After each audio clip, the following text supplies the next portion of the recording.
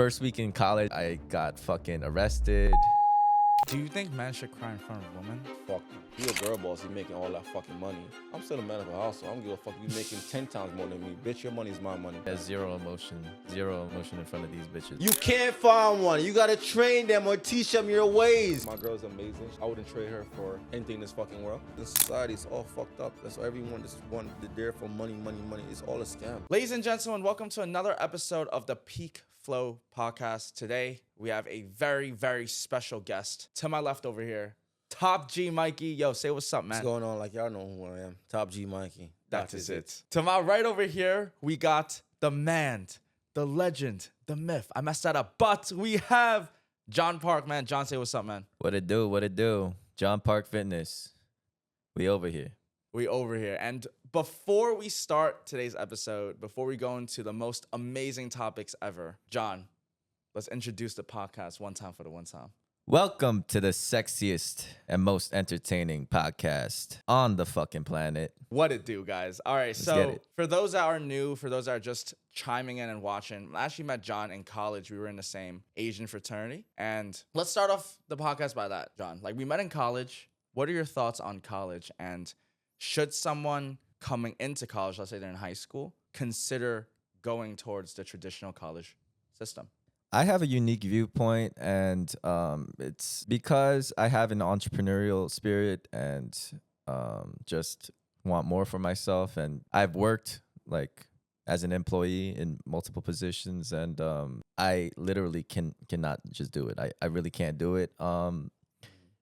Me personally, if I was to redo time, I wouldn't go to college. I would go straight into building skill sets so that I could further my entrepreneurial career. But the general masses might think different, so I can't speak for everybody, but if you are going to school without a certain aim to specialize in a certain field, then you're just taking a shot in the dark, and you're taking all this debt in that you can't file bankruptcy for. You have to pay that off. So in those cases, it's really a waste of time, and it's on your parents' time, you're wasting your parents' money. I feel like Would you send your kids to college? I don't think I would, but at the same time, you don't know how things are going to turn out, right? I would love to say that I would try to, kickstart that entrepreneurial bug in my children, but like,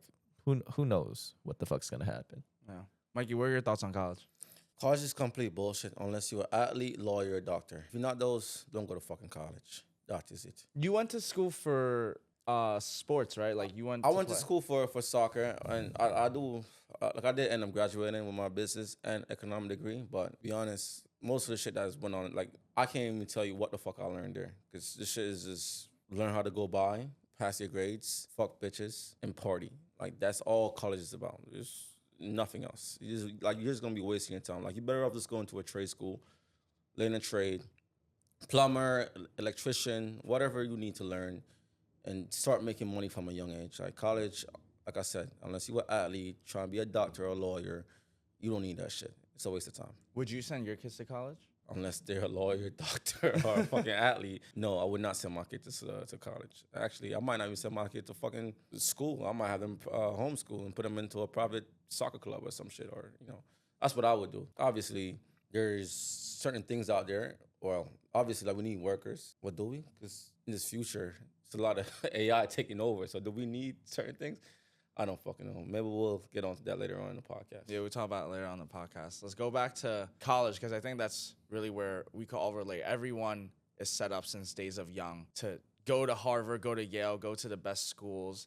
And then we are kind of like the ones that came out of it, and we're telling you guys to do a whole opposite. Let's talk about that. So what was your experience like in college, John? Like, we met, obviously, through a fraternity. Yeah.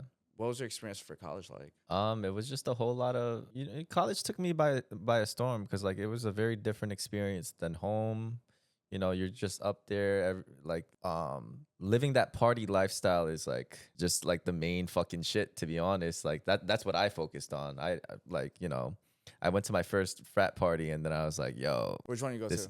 I mean, I'm pretty sure it was Pies? it was one of the Asian ones. Yeah, I think it might have been a pie party, but Oh, like shit. I don't know. You fucking chase the fucking Everclear with fucking Ciroc or some shit, and then you're in a whole different fucking planet. So I mean, the first week in college, I got fucking arrested, whole shebang. How did you get arrested? Just downtown, just being belligerent drunk. Fucking, I don't know. I think I was mouthing off to a cop, and then Wait, what? What'd you do? just mouthing off to a cop, and then like it just led to an arrest. I got into a holding cell. I was just yelling fucking mad profanity in the fucking cell for like 4 hours, and then I finally like got tired, sobered down, and then they uncuffed me and let me go. But yeah, that was a fun start to college. Did you get introduced to drugs and all that in college? No, so the first time I ever tried, I'm trying to think. Weed was in the 8th grade, and my really experimental year with all them drugs and shit was when I was 16, junior in high school. That's when I tried like everything, like Xanax, ketamine, Damn, you tried Xanax at 16. cocaine. I tried fucking like oxys and shit, like all sorts of shit. Cause like my boy's like dad had like a cancer medication, so like fucking yeah, we tried fucking all sorts of fucking shit. What was your first experience like? On which one? Just Start with just one. whatever. Whatever. Xanax. Like, I've never taken that before, to be honest. Oh, you've never I don't know taken how it that feels. before? You kind of just feel like the physical sensations is like you feel mad heavy, like you feel weighed down, and then like the mental sensations is like you just don't give a fuck about anything. Like that's kind of how it feels like. And then like you know you just make dumbass decisions and fucking do all sorts of horse shit on it. Oh my God. So you was trying drugs since high school, came into college, got immersed into that. I'm trying to speak for the people or for the people that are watching that are coming in thinking, you know, for the college experience, the party life. You know, a lot of people get caught into that. Right. And then you end up surrounding yourself with that environment and things kind of might turn upside down for some. Right. Do you think you got the full college experience? No, I didn't pursue any of the academic shit. But like in terms of that social partying lifestyle, yeah, I did that to the fullest, I guess, which, you know, came with its consequences. What kind of consequences? Just a crisis at an early age, like, you know, health issues, just wondering what the fuck existence is, like, to be honest. I ain't gonna hold you. Like figuring out what I'm gonna do because I'm not doing what I'm supposed to be doing in school. So like, you know, it's just like a lot of fucking questions up in the air early on in life. You know? Mikey, did you ever ask yourself those questions, or like what was your Ask myself what questions. kind of like when you were in college, what was going through your head? Were you just kind of like partying too? Did you succumb to any drugs? What No. was your experience like? No, like it was a lot of that going around me, but I was always focused because once again, like I have to keep my grades up because I was a soccer player, so that was my main intention. Like I always have this mindset that soccer is gonna help me get out. It's when I was younger, it was 3 things I always pray for every time I go to bed: become a lawyer, businessman, and soccer player. I always pray for those 3. So since I was in primary school in Jamaica, I always, you know, played soccer. Always, middle school, high school, college. So in order for me to play soccer, I had to keep my grades up above at least a C. So that's what I was focused on. Obviously, every now and then, like I would go on weekends, but when it's time to like lock in, I was locked in. So like I was like, I mean, soccer actually probably saved me because if it wasn't for soccer, I wouldn't go to college, 100%, because it's a waste of fucking time. Did soccer get you out of Jamaica, or what was kind of like No. that transition So, like like for my you? mom, she came up here before me, and then she fought for me at the age of 12, 13. And then I came up here. As soon as I came up here, like I always just wanted to just sign up for a soccer program to play, because that's what I wanted to become. That was my dream, to become one of the, you know, best soccer players. So Do you believe in manifestation? I do believe in manifestation. It's very real. That's why anyone around me, I make sure they watch what they say. Even my girl, right now, sometimes she just be going on this spree where she be like, oh, I hate you. Whether she's jokingly or not, I tell her stop saying that shit. Because when you actually say something over and over, it actually comes true. You're going to start hating that person. I'm going to fuck if I piss you off the whole day, or I'm going to fuck if I say something you don't like. Or I don't give a fuck if I tell you no. Don't tell me you fucking hate me. Yeah. Don't do that because you're gonna actually end up starting hating me. Like I believe in manifestation, 100%. Were you manifesting becoming like a soccer player when you were younger? What was, Soccer like, player, vision like? businessman, and a lawyer. And I guess now I'm a fucking businessman, so I guess the manifestation came through. What happened to lawyer? Fuck lawyer. Lawyer's hard as shit, right? Yeah, that shit has too much fucking reading. I ain't gonna do all Shout out to all the lawyers out there. That is Yeah, intense as reading, Yeah, yo. I ain't fiend to do all them fucking reading like for nah.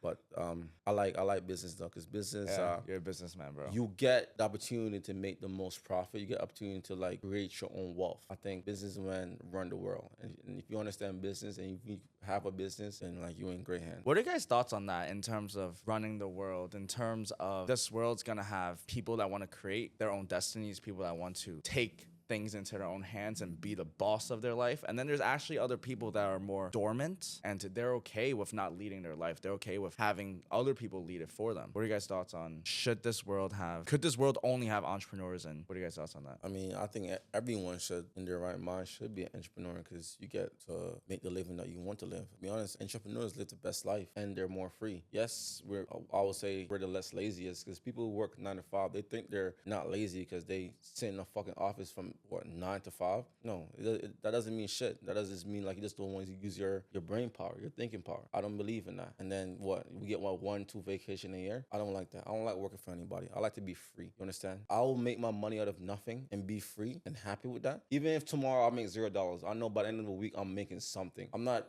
like personally. I think women should be comfortable of getting guaranteed paycheck. As a man, you should always push and strive towards Ambition. Exactly. That's what I believe.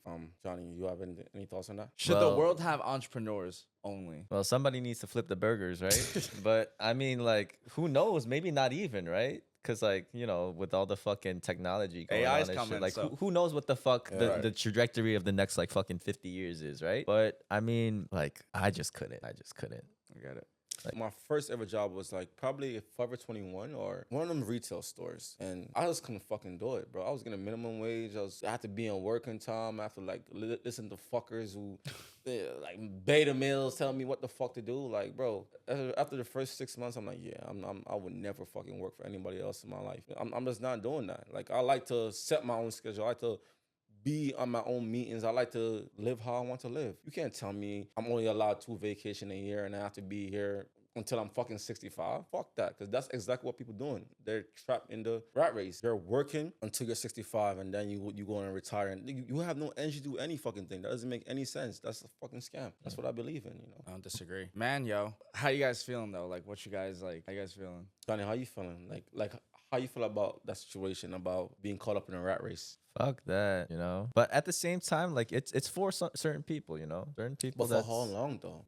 they want security. They want something coming in, like, you know, at the end of the week, you know, just something secure, something that they could pay the bills off with, live paycheck to paycheck, and just call it a day at 65 or some shit. Like, some people, that's a very realistic and like preferable life path, right? But, you know, and in a certain sense, like, you know, it's not sweet being an entrepreneur, you know. If anything, you work more, to be honest. Yeah, like, you're working around the clock, you know. It's always work. The idea of being able to create your own path is like, you know, that's very enticing for me. Did you always have that hustler's ambition when you were younger? I did, but, you know, I've gotten sidetracked so many times just due to, you know, lack of personal development, lack of like just different vices. But I always had like a entrepreneurial bug in me, I would say, because, you know, I started like flipping shit at an early age. Like, you know, at school, I'd buy like 10-cent candy, the sour strips at the deli, bring it to school, sell it for 25 cents. And, you know, that just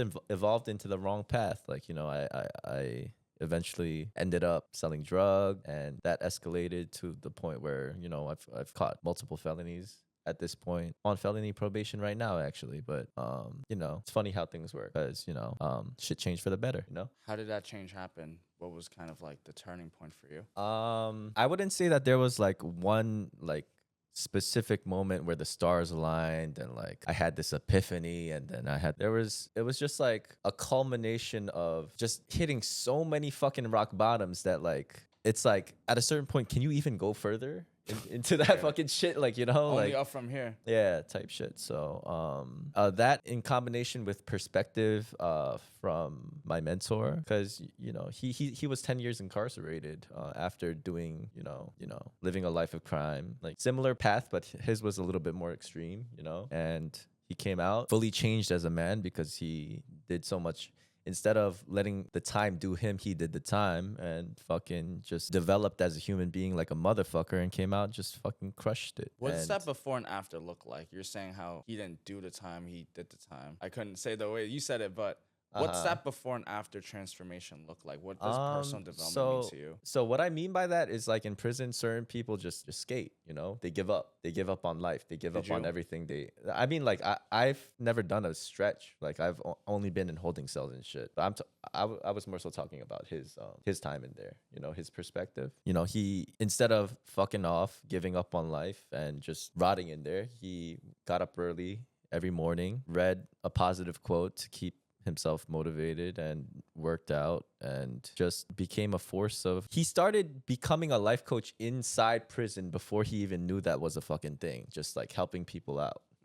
When he got out, he just crushed it to the point where he's out 6 years now and he's at the top of the coaching space. He's making like 3 million a month helping people's lives. And me watching that, seeing that there's a path where you can help people instead of hurt people and make a fucking killing off of it. That's what inspired me, really. That's deep, bro. I'm like, I feel the chills from hearing that. I think a lot of people can misunderstand you. They can misunderstand your message. I'm sure you've heard all the time people be saying like you be talking too aggressive, or they might not hear what you want to say. Right. But I think, at least I just wanted to say that I think it takes a lot of courage to be able to kind of go against the norm, to go against what probably everyone around you is saying, and to still stand by what you believe in. I think you, Mikey, all of us, like we have that, like we stand for what we believe in.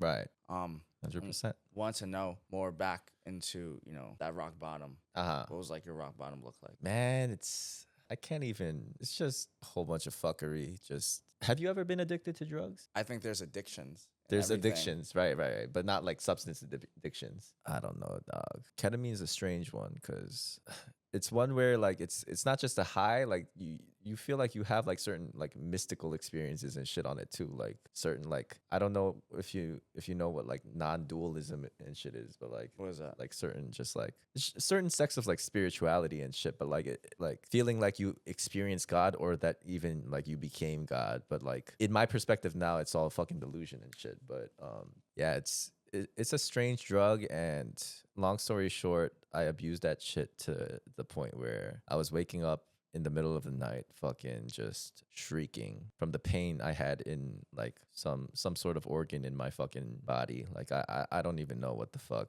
And I went to get it checked out and shit, but never could really pinpoint what the fuck it was.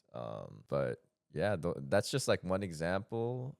And you know, I've done drugs to the point where like just fucked off all sorts of responsibilities, like everything, and just, you know, spent my whole day just fucking high and shit. Like, you know, it was very bad. I was a very extreme example of that. Yeah. Well, I think you're an amazing role model now, trying to just come back at it and go against it. So that's fire. Yeah, man. Respect to you. Mikey, what does your rock bottom look like? Rock bottom. What is a rock bottom? I don't fucking know. I think right now I'm still living through it. You know, I'm not even there where I need to be. Yeah, it's 2025 right now. Happy New Year's, guys, but I'm nowhere close where I need to be. I'm from Kingston, Jamaica. I'm pretty sure you know this, where a lot of kids, they don't eat every night. When I was growing up, I never had anyone that came to me and said, yo, let me show you what Jamaica's about. Not the ghetto life, not the regular life, how the resort life, what people come from foreign countries to come experience. So 3 years ago, that's why I did it. That's why I went to Jamaica and brought all my family together and let them experience what resort life is. I got like 30 rooms. That was one of the most best day of my life because everyone was fucking happy. The story that I would never forget. One day I was at a shop, I was like 12, 13. Right before I came to America, a mom was walking with like 3, 4 kids. One of the kids yelled because the mom was walking with a coal stove, and one of the kids said, yes, mommy, food. That's such a show. Like, kids down there don't eat every single night. I want to change that. I went down there just a few months back. Nothing changed. No infrastructure, no nothing. Community looked the same. Zinc fences, potholes, nothing changed. So right now, you ask me a question, what's my rock bottom look like? I'm still fucking at a rock bottom. Yeah, I'm a little bit better off. With I'm gonna feel better off with where I'm living at. I drive and I'm not hungry at night, but nothing changed. I still have a lot to work on. Still gotta buy my mama a house. Still have to build a foundation for kids and my family down there who can get the opportunity that I got. So it's a lot of work to be done, and hopefully, and God willing, 2025 is the year. God willing. That's also very, very inspirational, Yeah. bro. I get the chills hearing all of that. And me being someone that's get to be surrounded by such powerful voices is truly inspiring, I have to say. I interact and have a lot of conversations out there. There's not many people that are, number one, willing to admit, their rock bottoms, willing to admit that, they're going through shit. But on top of that, to actually push through adversity.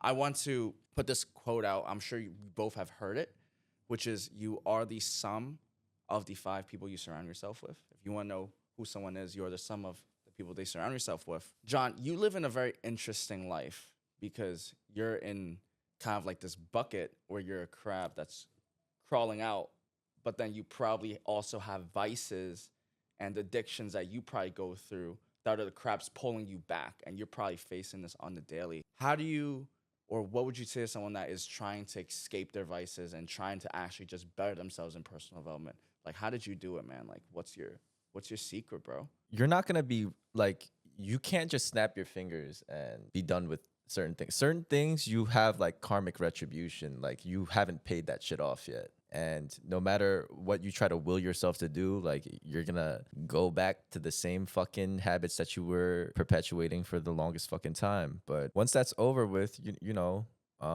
you just make certain things non-negotiable. And that's why, like, that's even why, like, I don't do, like, I'm substance free. Like, it's not like, oh, maybe sometimes on the weekends, like on the party, like, like I go out. It's just like black or white, That's something that really helps. But like certain people aren't like that though. A lot of people aren't like that. They're like, oh yeah, I could just have a drink every now and then. It's not a problem for me. Like, why? And in that aspect, I can't be of guidance to those type of people. I can be guidance to those type of people that are more on the extreme end, like those addicts, like that are like me. Because that's where you came from. Yeah. So like I can give perspective to those type of people, not the people that are like kind of wishy-washy, grayscale in between, like, yeah. So that's what I would say. How about you, Mikey? Because I know you were surrounded by people that you might not have been wanted to. I believe you said that. How did you escape your circle? And Well, like I'm always a leader, so I could just go any time I want. Can no one tie me down and tell me what the fuck to do? Never a thing. I'm also very aware and very conscious who I let around me. I don't let everyone around me, and like I try to like make the best out of every situation. So if I feel like I'm in a situation where one person, or not one person, a group of person who always have that same intention, which is greediness, I don't want it around me, because greed would lead to your demise, and I don't really want that. In my circle, I want positive energy people. That's all I want in my circle. Loyalty, positive energy people. Because those persons you could actually trust. Those persons you could actually build with. Those persons you could actually be secure with. Like, I have a friend. He always down to earth. He always, I'm going to give my friend his flowers. Like, his name is Miles. Not too much fancy. Not all like what these other guys are like. He's always there for me. And I would cherish that anytime the fucking, like, I would never betray that friend for $1 billion, ever. Not even for $1 trillion. I would never betray him, because he's always there for me. No matter what the fuck I need, what the fuck I need him to do, he always fucking there for me. And those guys who, have all these type of shit and always, out doing this, crazy shit, you might think they just won't always be there for you because y'all making money together, but in reality, they're not. You don't want those type of person around you. You want to build your circle. You want to build your group. You want to build your community with like-minded individual. Everyone in your community thinks the way you think and move the way you move. You cannot fucking lose. Like, a group is stronger than one person. Well said. Have you ever gotten betrayed before? Betrayal come all the time. I think anyone is capable of betrayal, especially if you put them in a position where it's hard for them to betray you. That's why you have to just not put people in that position. Well, ideally, you want to like have like-minded friends like you who know in themselves that betrayal is not even worth what they're about to get out of it. But in reality, like, that's not the case. Not everyone's gonna think the way you think. Even a female. Females is the number one person who will betray you because of their emotions. obviously man will betray you too, but men are more logical, so they're less likely to betray you. You could be a female for 10 years and you might miss a payment on your bill, or like you might stop making money how you was making it, and then everything that you was doing for her, like all that shit change. You got some other guy who's making millions is coming to super over her feet. I said that shit is. So for my girl, I don't even let her go in a position where I don't want her to be in. Because yeah, I'm a fucking G. Yeah, I know she probably won't cheat on me, but it's still a possibility for her to cheat on me if she go in a position where she's not supposed to be. So if I don't put her in a position where she's not supposed to be, it's less likely for her to cheat on me or do some shit of betrayal. That's my views on that. Do you guys think having more money necessarily equates to more women? Because like, if you have mad money.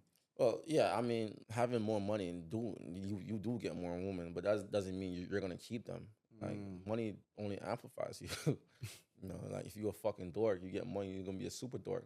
A girl could see you driving a Lamborghini, and have a nice ass place, and she gonna enjoy that for the night. But in the morning, you could have a brokey, but he's have that G mindset. She rather be with him, and that's just a game. Because what are women like? Women, they drawn to providers. They're drawn to people who have money, but at the same time, like you have to have best of both worlds. You can't just have money. You have to have that mindset. You have to give her that feeling. That's why you see most of these guys getting fucking divorced, because they don't know how to fucking treat a woman. They think that, oh, they're a billionaire and like their woman is not gonna fucking leave them or cheat on them. Even Rihanna, she's with A$AP Rocky because he have style.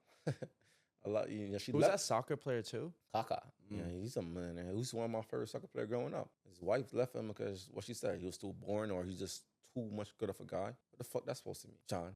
Like, what does that mean, bro? What does that mean, John? What the fuck does that even mean? To be honest, like what the fuck does that mean? Who the fuck knows? You know, and like I'm guessing that he just probably don't give her the feeling that she's looking for. She don't give her that butterfly effect. And it's kind of hard to say though, because like you put men in a position to be a fucking superhero and they don't bid, and that's why you see so much men have male depression these days, because they don't have mentor and true leaders. If you're a man out there, go find you a mentor. It doesn't have to be me, because I also help guys out, but it doesn't have to be me. But every fucking man out there, especially if you're socially awkward and not good with women, go find you a mentor and seek help. There's nothing wrong with that. Join a community where you could talk every day, where you could spill your problems, where you could just be free. Number one thing you should not fucking do is be vulnerable. If you be vulnerable to a woman, that's gonna be your worst mistake of your fucking life. Because when y'all get in an argument or when shit is not going so well, she's gonna use that shit against you. And she's gonna like learn what hurts you the most, and she's gonna make you fucking cry. So as a man, I repeat, do not be vulnerable. If you want to be vulnerable, go find you a mentor, go find you a group, and spill your problems online to your brothers. That is it. Do you think men should cry in front of women? Fuck no. You crying for her. Worst case scenario, like when if your mom or your dad die and you have to let it out, that's fine. That's fair. But you crying because she about to leave you because you a dork, or you crying because you can't pay your car month this month, or you crying because you had a bad day. You crying because you fucking got bullied. Or you don't fucking cry. You suck that shit up. Don't go to woman to your problem. You shaking your head, Johnny. Yeah. Like, how you feel about that? Yeah, zero emotion in front of these bitches, bro. Oh, I thought you were disagreeing. I thought you wanted to show emotion. Nah, hell no. Have you ever opened up to a girl before, John? Were you ever vulnerable? I'm sure I have been. Yeah.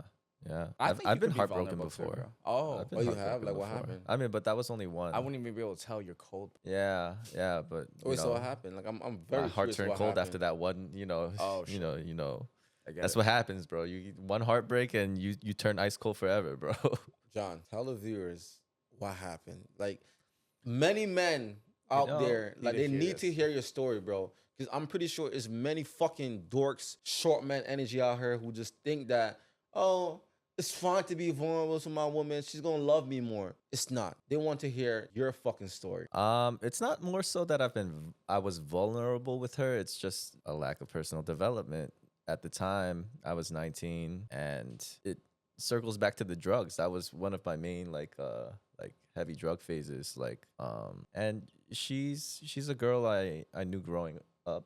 So like we had history, like back and forth, like little cute crushes and shit. Yeah. Like, little puppy shit, like when you're a kid and shit. That puppy love. Yeah, type shit. But like, due to the drug use, due to certain events, she called it quits, and that really broke me. Cause like I would say arguably she's the only girl like I actually genuinely like loved and wanted to be with, like wholeheartedly in my whole life. Other ones, it's like, yeah, like yeah, we could end this. It doesn't really fucking matter, But like that one really like fucked me up, How did you come back from that breakup period? I didn't for a long time, I let that shit linger. I let that pain linger. And to be honest, I don't think I'll ever really like I'll always look back at that one with regret because it was really? like I know wholeheartedly that was my fault. So I mean, it's a interesting take, I guess. But Do you want to talk about that? Like, why it's your fault? If not, I have a big question for Mikey. I mean, just generally speaking, like, it's my fault. If I was a better man, then it would have worked out. But I just was a little boy at the time. Were you like a bad boyfriend or were you a bad man? Were you just, trying to have your vices? How could you have been better? In all fields. I feel like when you're in the grips of a drug addiction, you're just not there. Like you're not present. And why should she stick around if, you're not there as a man? Mikey, What's up? I've also been through my fair share of heartbreaks. A little background of me. For those that don't know, I was also in like a 6-year relationship when I was in college though. I don't know if you knew too much about that, but I was in like a 6-year. That heartbreak also like gave me a very tough time as well. It's very hard to, get past deep relationship heartbreaks. That being said, I'm fine now though. But for anybody that's watching right now, because I know a lot of you guys watching right now are going through, your hero's arc. You just got your heart shattered by the girl of your dreams. But it's okay because what doesn't kill you makes you stronger. Top G Mikey, how does one come back from a heartbreak during that deep moment? Well, we just have this. As soon as that shit happens, block her on all everything. Text messages, social media. Like you don't want to see nothing with her. And focus on yourself and increase your fitness. Focus on your job and create a path for yourself going forward. Whether that's you being a millionaire, whether that's you join a community, it's anything that you need to do to like help uplift yourself. Do that, and then when you think you're ready enough, don't just go on date just to like, oh, I'm gonna find the perfect girl. Go on multiple dates. Keep a few of them around, and the one that you find that's the best option that working for you. If shit works out, then you could, stick to her. If not, just keep doing it. The number one thing you should do as a man is work on yourself. Cut all distractions, work on yourself. Fitness and getting your money up and creating like a great, strong, like-minded community. Join one. That's what you should do to get over any heartbreak. Join that peak flow. Peak flow. Yeah. What's your experience been like with women? Meaning, do you think that women operate on different psychologies than men? Or women more emotional than men? 1,000,000%. Women, you can't even blame women for the shit that they do. Like, they're a woman. Their fault. They're a woman. It's never their fault, to be honest. As a man, it's always your fault because you the one who let shit slide. You the one who gave her way. You the one who put yourself and put her in a situation where she just want to leave you or where the relationship is just bad. As a man, you have to know when to control that. I said this a million times. If my girl feel like going out and cheat on me today, it'd be my fault. And I'm gonna tell you why it'd be my fault because I don't give her any chance to do anything possible without me. I'm fair. I let her go out and have fun with her friends, but I don't think there's nothing in this fucking world that a guy could do that I can't do. So what the fuck she need a guy for? I'll make her life so fucking easy. She don't need anything. I'll solve all her fucking problems. So what do you need a guy for? You only need me. And I'll make sure I don't abuse my power as well. End of the day, she's a human. She ain't no fucking dog. She want to go out, go out. She is limited to certain things that she do when she go out. One, ain't no fucking, I'm going out with James and Justin and 2 of my girlfriends. Fuck Who's them. James and Justin? Yeah. I don't know, just some dork. But nah, I don't give a fuck who it is. She's not going out. But don't you think that could come off as unfair or kind of just misogynistic? Who gives a fuck? I pay all the bills. I don't give a fuck. You mean fair or unfair? That doesn't mean nothing to me. Like I said, I'm not going to put her in a position where I don't want her to be in. Because when she do something that I don't like her to do, it's going to be my fault. So if I tell her don't do that shit and she do it, I'm gonna leave her. It's that simple. Because she don't have to fucking agree to it. At the end of the day, you're not forcing her to be. I'm not fucking forcing her. I'm telling her. It's like you're setting a boundary, and then if these certain conditions aren't met, then we aren't meant for each other, right? I'm a fucking boss. She gonna listen to me because like, what do women want? women don't even like fucking guys in the first place. So why the fuck you want to have a guy friend while you with me? you with me? Why the fuck you even a guy friend when you with me? I'm not saying like you can't have any friends. If it's my cousin or if someone that I know, it's okay for you to like conversate with them. But ain't no fucking well, me and Yeah, Henry, generally speaking, that's the next dick she's gonna hop on. Bro, it doesn't even matter what dick she's about to hop on. It's just like she's just not doing it without Right. me. You guys don't think women and men could be friends, bro? That's crazy. We live in 2025. Johnny, how you feel about that? Johnny, how you feel? It's like I just don't get it, cause like I don't look at girls and be like, yo, I'm trying to be her friend. Like, you know, like I've never had that experience. Like if she's not attractive, then like What you want to be friends for? fuck up. Exact. Like what do we have in common that we can like common grounds that we could fucking like meet up and like And that's fair. That's fair. like bond with on a fucking And day-to-day basis. that's Like fair, what the bro. fuck? business like, networking, maybe. Maybe. I mean, like, you gotta ask yourself, bro. Because women, like, they don't tend to bring much value into man's life. So if you have a woman as a friend, what value does she bring to your life? If you get in an altercation right now, 3v3, and you got two girls beside you, and it's three niggas over there. Yeah, it's just two You liabilities. gotta stand ground and It's just, like, baby, just stand Yeah. behind me. I Yeah. got this. Like I got it, And- like I'll handle them, Yeah. but like that's still a liability you're taking for no reason, right? Unless she's my personal assistant or something, or unless she's doing something that I need her help with. I don't, the woman doesn't serve much. And they so, like, how do you say it? Like, I'm looking for a term. Like, they're so protective of their resources, which is fun because they're a woman, meaning that they don't like to share what they have. So they want to keep all their resources because women are built on security, right? So, which is fine. Us men, we're built on fucking spontaneous. Like we just want to strive higher. We want to do better, and we just want to just do what makes us happy. So for us, we like, oh, come together, we network. And women be like, network? I don't want to fucking invest in that. What if I lose? Me and you can just go like, fuck it, 50-50, let's fucking do it. And make $1 million off of that. Women won't do that. No, I'm not doing that. Maybe I put like 1 to 5% and you put 95%. And then if we make $1 million, we go 50-50. That's how women think. So they're more risk adversive, I'd say. that's the word. Risk risk aversive. adversive. Yeah. I Which- mean, like there's anomalies, but like Of course. generally speaking, yeah, you know. Yeah. Speaking about like this topic right now, okay? Mm. Granted that we do live in 2025. So is your wives, girlfriends, whatever you want to call it, like how do you feel about the traditional modern day marriage where you have the wife and the husband trying to make ends meet? And do you think a woman should be a stay-at-home wife, or should they go out and pursue their career? John, you want to answer this first, or you want me to go? I don't know. I see a lot of exceptions these days, like girl bosses trying to be We love girl entrepreneurs, and you know, certain ones do well and certain ones kill it, like, you know. But I mean, like, if that's not the case, then I think it makes sense in a family unit for a woman to stay home and take care of the kids, for sure. But, you know, there's all sorts of, you know, just... Well, like, me personally agree. Like, it does make sense for women to stay home and take care of kids. But at a certain time, like, you got some girl bosses out there who's making a shit ton of money. And she's making that much of money, then do your thing, girl. Make that money. But at the same time, it's like... Yeah, it's still weird. And then, like, circling back to the OnlyFans shit, like... I was just about to bring that up. Wait, like that like- girl's got to pay $5 million for OnlyFans, bro. Before you bring that up, like, what I was about to say, like, at the same time, is if you're a girl boss, you're making all that fucking money. I'm still a man of the house, so I don't give a fuck if you're making 10 times more than me. Bitch, your money is my money. And I'll give you what the fuck I feel like giving to you. And you can spend what you want, other money that I give you.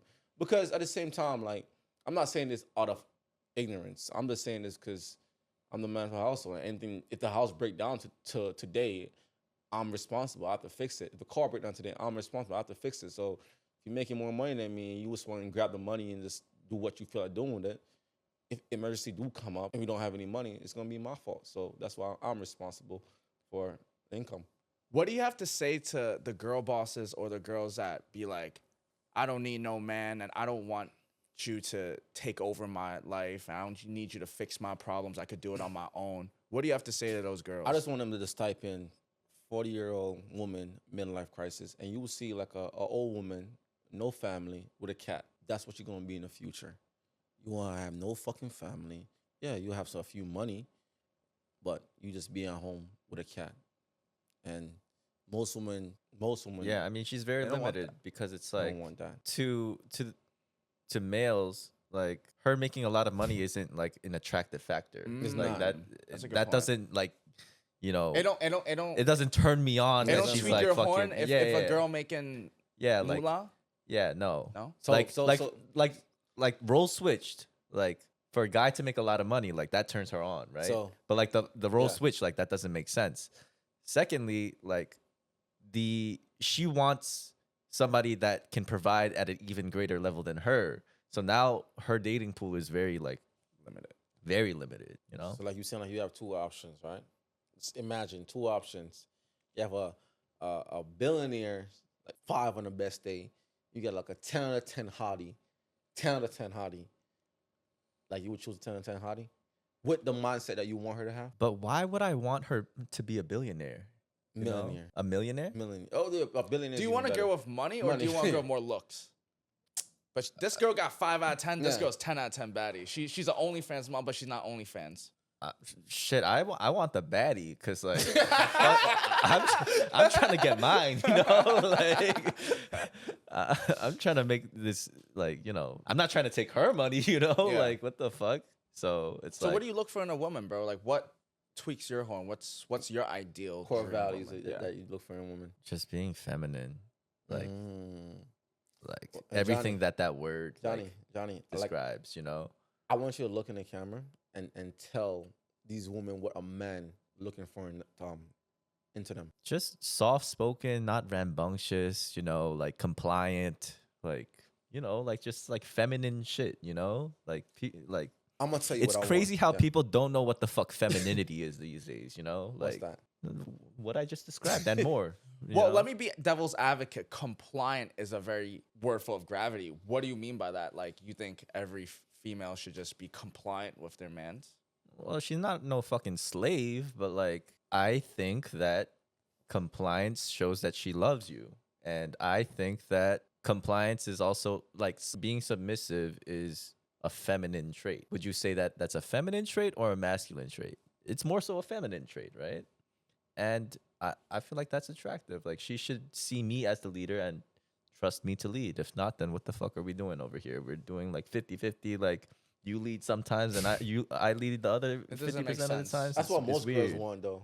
Like that's what they want. They Do want. they you know what they want, though? No, because like I'm gonna tell you, they want what they feel like they want. You At understand? the time. At the time. So at one time, Yeah. like they want. Oh, I want you to be vulnerable. And you be vulnerable. Oh, I don't want you to be vulnerable. Like, you gotta. Yeah, as soon That's as why- you become vulnerable, they're like, ew, She what gonna the call her fuck is girlfriends and that? be like, I can't believe he just cried in front of me. Yeah. Like, What's wrong with this I door? don't know. Yeah. And then like they'd be like, I want flowers. Bought them flowers. Oh, I didn't really want it because I told you I want it. Now you buy it. Ew. It didn't match my nails. It didn't. Oh my gosh. Let's not go there. So let's go there. So like, Marcus have this one friend, right? We're not gonna say who. We're not gonna say who, obviously, but he bought his girl some flowers, and her problem was it didn't match her nails. John, how would you feel if you bought your girl some flowers and she said, "Oh, nigga, it didn't match my nails"? How would you feel? Yeah, it's just feel disrespected, bro. Like, OD. I don't know. Like, like, what would you do, bro? Come on, tell us. that doesn't sound like a woman I want to be with. Straight up, it's fucking weird. Like, you just sit there and appreciate the fucking flowers that I fucking brought you and shut the fuck up. That's what you're gonna do. Oh my gosh. Like, why Oh, do you have to okay. be all extra? Is John like misogynist? No, it's really crazy though. Like, why? Yeah, it sounds very that's- ungrateful. It sounds very ungrateful. But for the viewers, it happened because it led up to that. All right. If there's any message you guys could get, is both of these gentlemen are establishing boundaries. And where you're in a relationship, you need to establish your boundaries, or your girl could establish it for you, in which case your girl is leading the relationship, in which case you could let your relationship decide and dictate how that goes. That being said, for the audience that does resonate with heartbreak, with trying to improve themselves, how would you guys define like what makes a good man? All right, so every single man out there should not be lazy. Every man should be hardworking. Every man should be, how do you say it? Have a strong mindset. And no man out there should take advantage of the power that they have. Because as men, like, we are powerful, especially comparing to women. We have more power in them. So as much as I always say that men are the prize and men are this and that. Like, we also have to understand that you should not take advantage of your power. Because there's men out there who's slapping, beating shit out of a woman. That's not fucking cool. That is not even totally acceptable. You should, as a man, you should never put your fucking hands on a woman. Never. Ever. Because, bro, how do you think you even got into this world? Your mom brought you here. So how would you feel if someone put their hands on your mom? So coming back to your question, which was... What makes a good man? What makes a good man? Yeah. So have a strong mindset, hard working, don't be lazy, and just be a leader in your relationship and in your household. I think as long as you have all these attributes, you're a good man. How about you, John? I think to be a good man, you have to be good at being a man in terms of you need to be able to keep your fucking word. I think that's of utmost importance. If you say you're going to do some simple fucking thing and then you go ahead and you don't do that fucking thing, then you can't say that you're a man. You can't say that you're a good man or a man in general. I feel like your word is everything. Word is bond. Word is bond. That's actually one of the creeds that we have here at Peak Flow. One of our Peak Flow commandments is word is bond. I love that. Word is truly bond. Oh, really? Like, you're not going to escape out of this, Marcus. Tell us how you feel about it, how to be a good man. That's a great question. I thought you never asked. What makes a good man to me? Word is bond. I think knowing what you're saying and then doing it is two completely different things. I think many people just say things just to say it, but you need to be able to actually stand behind your word. I think that's the first most important thing. The second thing is I think a good man understands that they have power, they have responsibility, and they need to take care of those that they care about, whether that mean your family, whether that mean your community, your brothers, your woman. You have a sense of duty to provide, and that's what you need to step up to. I think a lot of young men don't really have enough good role models, truthfully speaking. There's not many people out there that are telling young men to, work on themselves, to go to the gym. Even when it's New Year's, all three of us, one thing we have in common, boom, we're in the gym. It's like clockwork, man. You have others that are sleeping till past afternoons. And, it's different lifestyle choices. And we're not here to tell you to live one way or the other. We're just sharing like our experiences and how we came about. That being said, I want to ask this question. Learning to be a man, right? Because it's not like something you just wake up and you just like know how to do. Do you guys think this is something you could like just teach someone younger? Or do you think this is something that like a young man just kind of have to go through their own storyline and just figure it out through life? Yeah, me personally think like you can't really teach that. It's just that they have to figure that shit on themselves. I say this all the time. Like, I went back to Jamaica. I see all these kids around. They're so full of characterism, right? And these kids in America, they're so fucking socially awkward. They don't have any type of character. You know why, them. bro? Because they like... Yeah, just doom scrolling all fucking day. All like, day. they didn't go outside and touch grass. So, yeah, at some point, you could teach a few things, but in reality, you can't teach everything. Kids have to just learn that shit through what they've been through or what they go through. How about you, John? I'd say you can definitely teach and instill values, but like it's up to the pupil to step up to the plate and be about that action, right? You could be led the wrong way or the right way, but then it's also up to you For sure. as a pupil. What's your thoughts on this? Like, you Mm-hmm. are you more in the middle, or are you more for left or for right? Let's hear it. For Do you think the core value of a young man, can we teach them, or do they have to grow up to learn it? That's a very interesting question. I don't even really know where I stand. It's such a hard answer because you could tell someone something, you don't know if they're actually listening. And even if they do listen, you don't know what points they actually got from what you was trying to teach. So there has to, again, I guess I'll stand in the middle.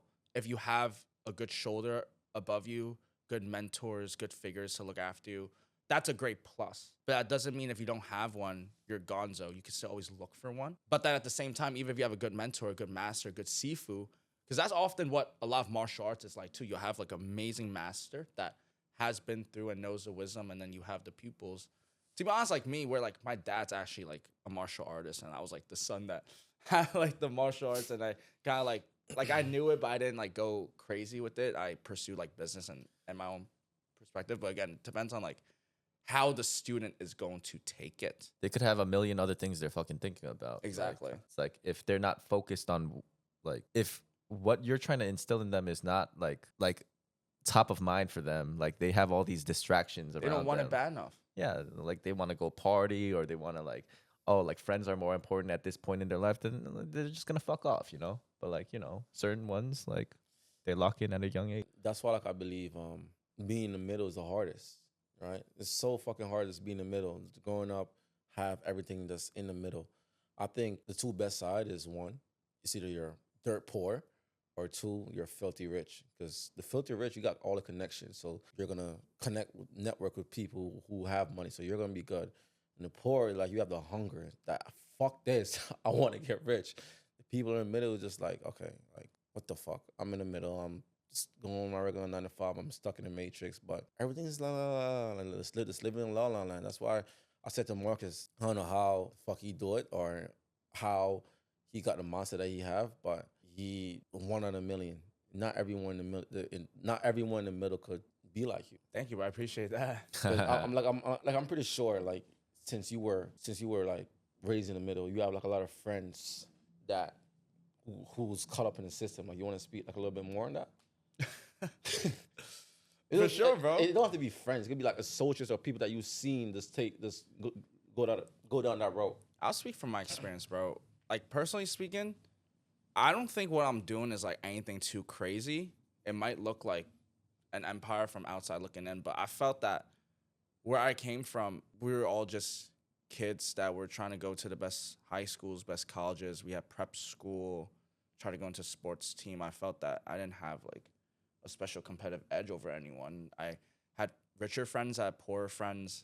I had more hardworking friends and then less hardworking friends. And I guess that's really where what we were trying to say before it comes back down to, like, you have to be the person to look at what things are for what it's at and be like, what do I really want? You know, what do I want for my own life? Do I want to follow him or do I want to follow him? And you kind of just have to make your own decision. Because it's true, bro. Like, there's a lot of people that arguably was also, like, grew up with me in terms of, like, the middle class. And they had, more shit than me and more opportunities. But they didn't have the hunger. I don't know why. They might have some hunger. You might be able to pull up to a gym, like, for a month or two. Yeah. But, bro, I've been doing this for the last decade.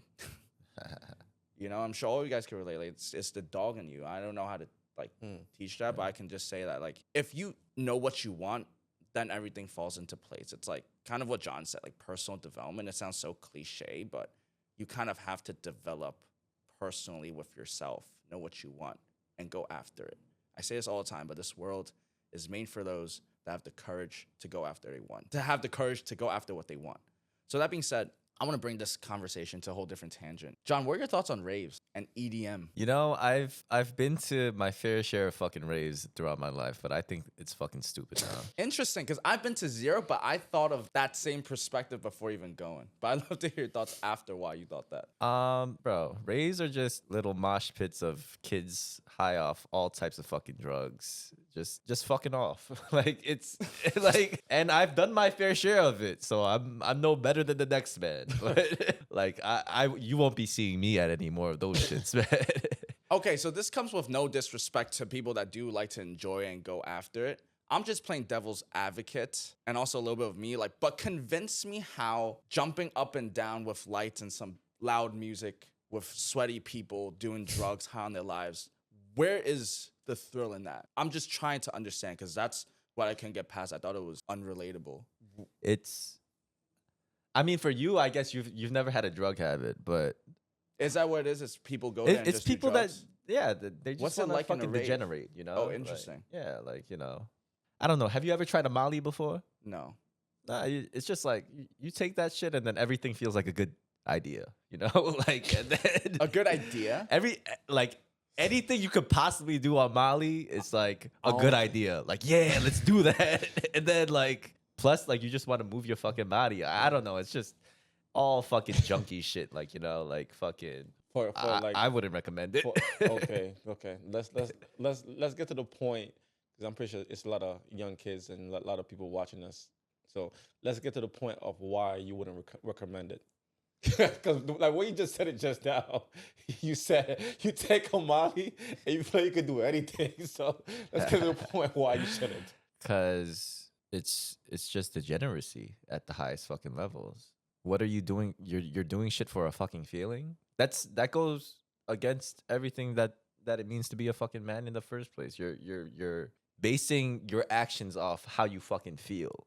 If you cut off all the fat and just get straight to the point of like why the fuck that's a detriment to your mentality as a fucking man. You're chasing a fucking feeling. Simple as that. And what the fuck is that? What type of life is that for a fucking man? Right? And that's all I had. When you were in that environment where drug was every day for you, did you feel ashamed of yourself? Did you feel like it was gonna be okay? What All was the sorts feeling? of fucking shit. Like, what was the voices to yourself? What were you talking to yourself about? you know, like leading up to the moments before you degenerate, you make all these rationalizations, all these excuses, like, yeah, nah, fuck it. Like, that sounds like a good idea, or like, you know, like just one more time, or like whatever the fuck. And then you do what you do, and then it's instant regret, you know?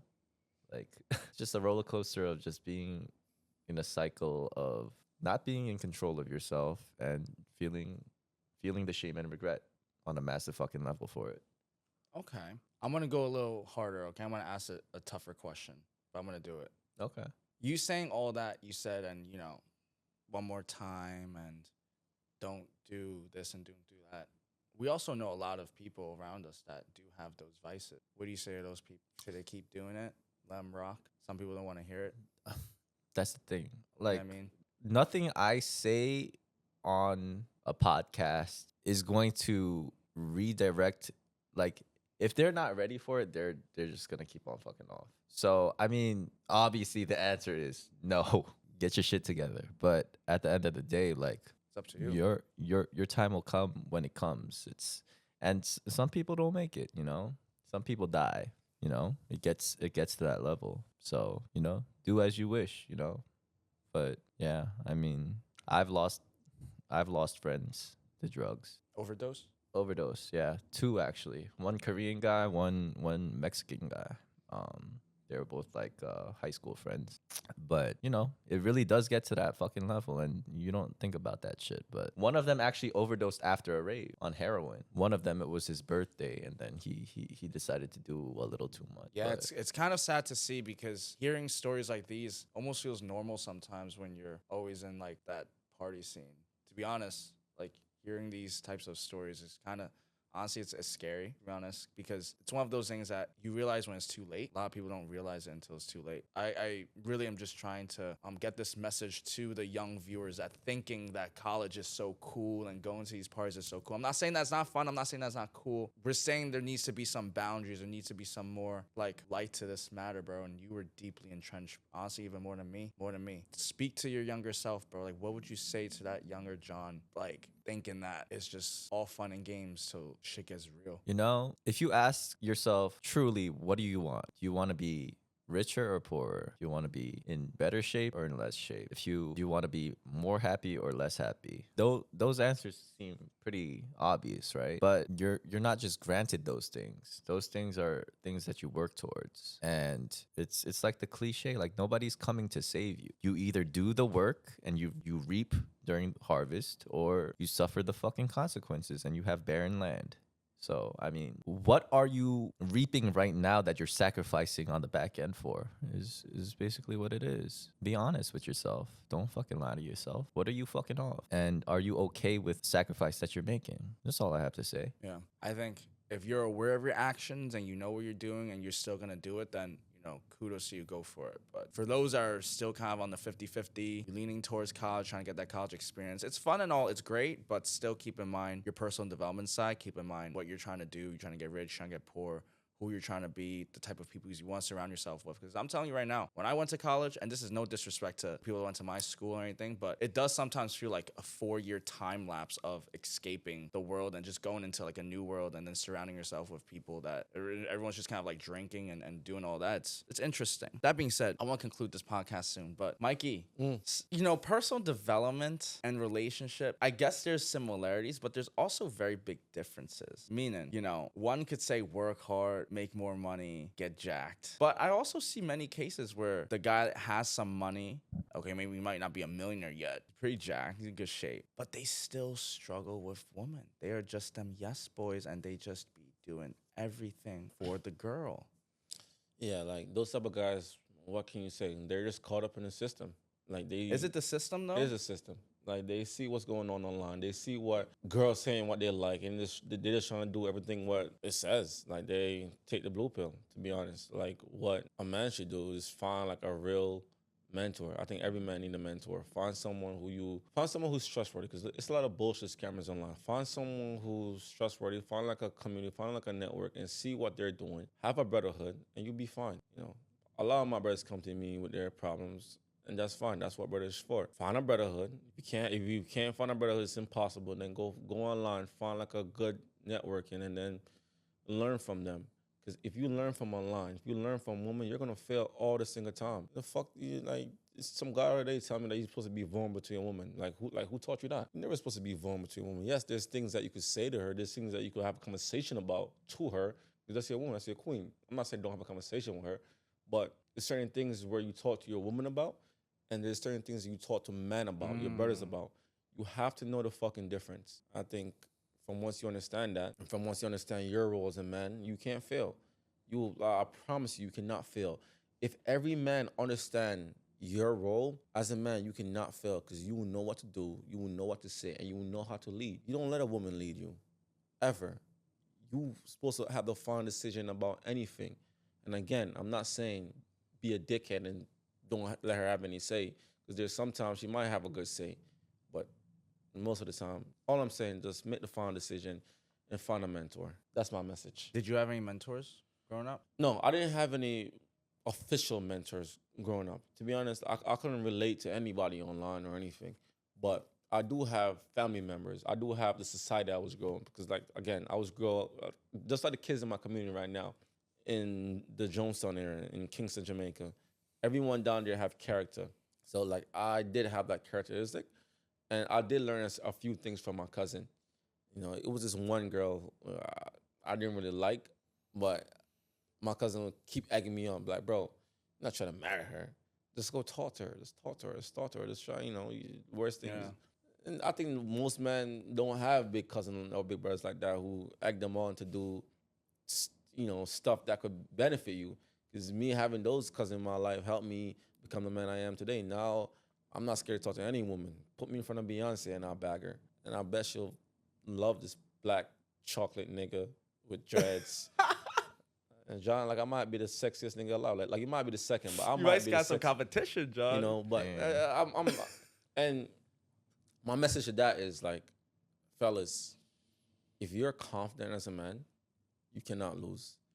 I think I have the edge because I was raised in a poor society, and I was raised around strong, cousin and family members who know how to hold their own. So I have the edge. But I know a lot of you guys are raised in the middle of nowhere. You're just only child. Like, I know a lot of you guys out there don't have that edge or don't know where to look or where to turn. And I know a lot of you guys probably like looking at girls as leads, or they don't work. Don't do that, man. Don't fucking do that, bro. It doesn't work the same. It doesn't. Like, this is not even looking at girls, even saying that she's a lead, you just have the wrong mindset. Most guys just think that, it's straightforward when it comes to women. You just do A, B, C, D, E, but and then it all works out. If I come to 1 to 5, that's a problem. No, fucker.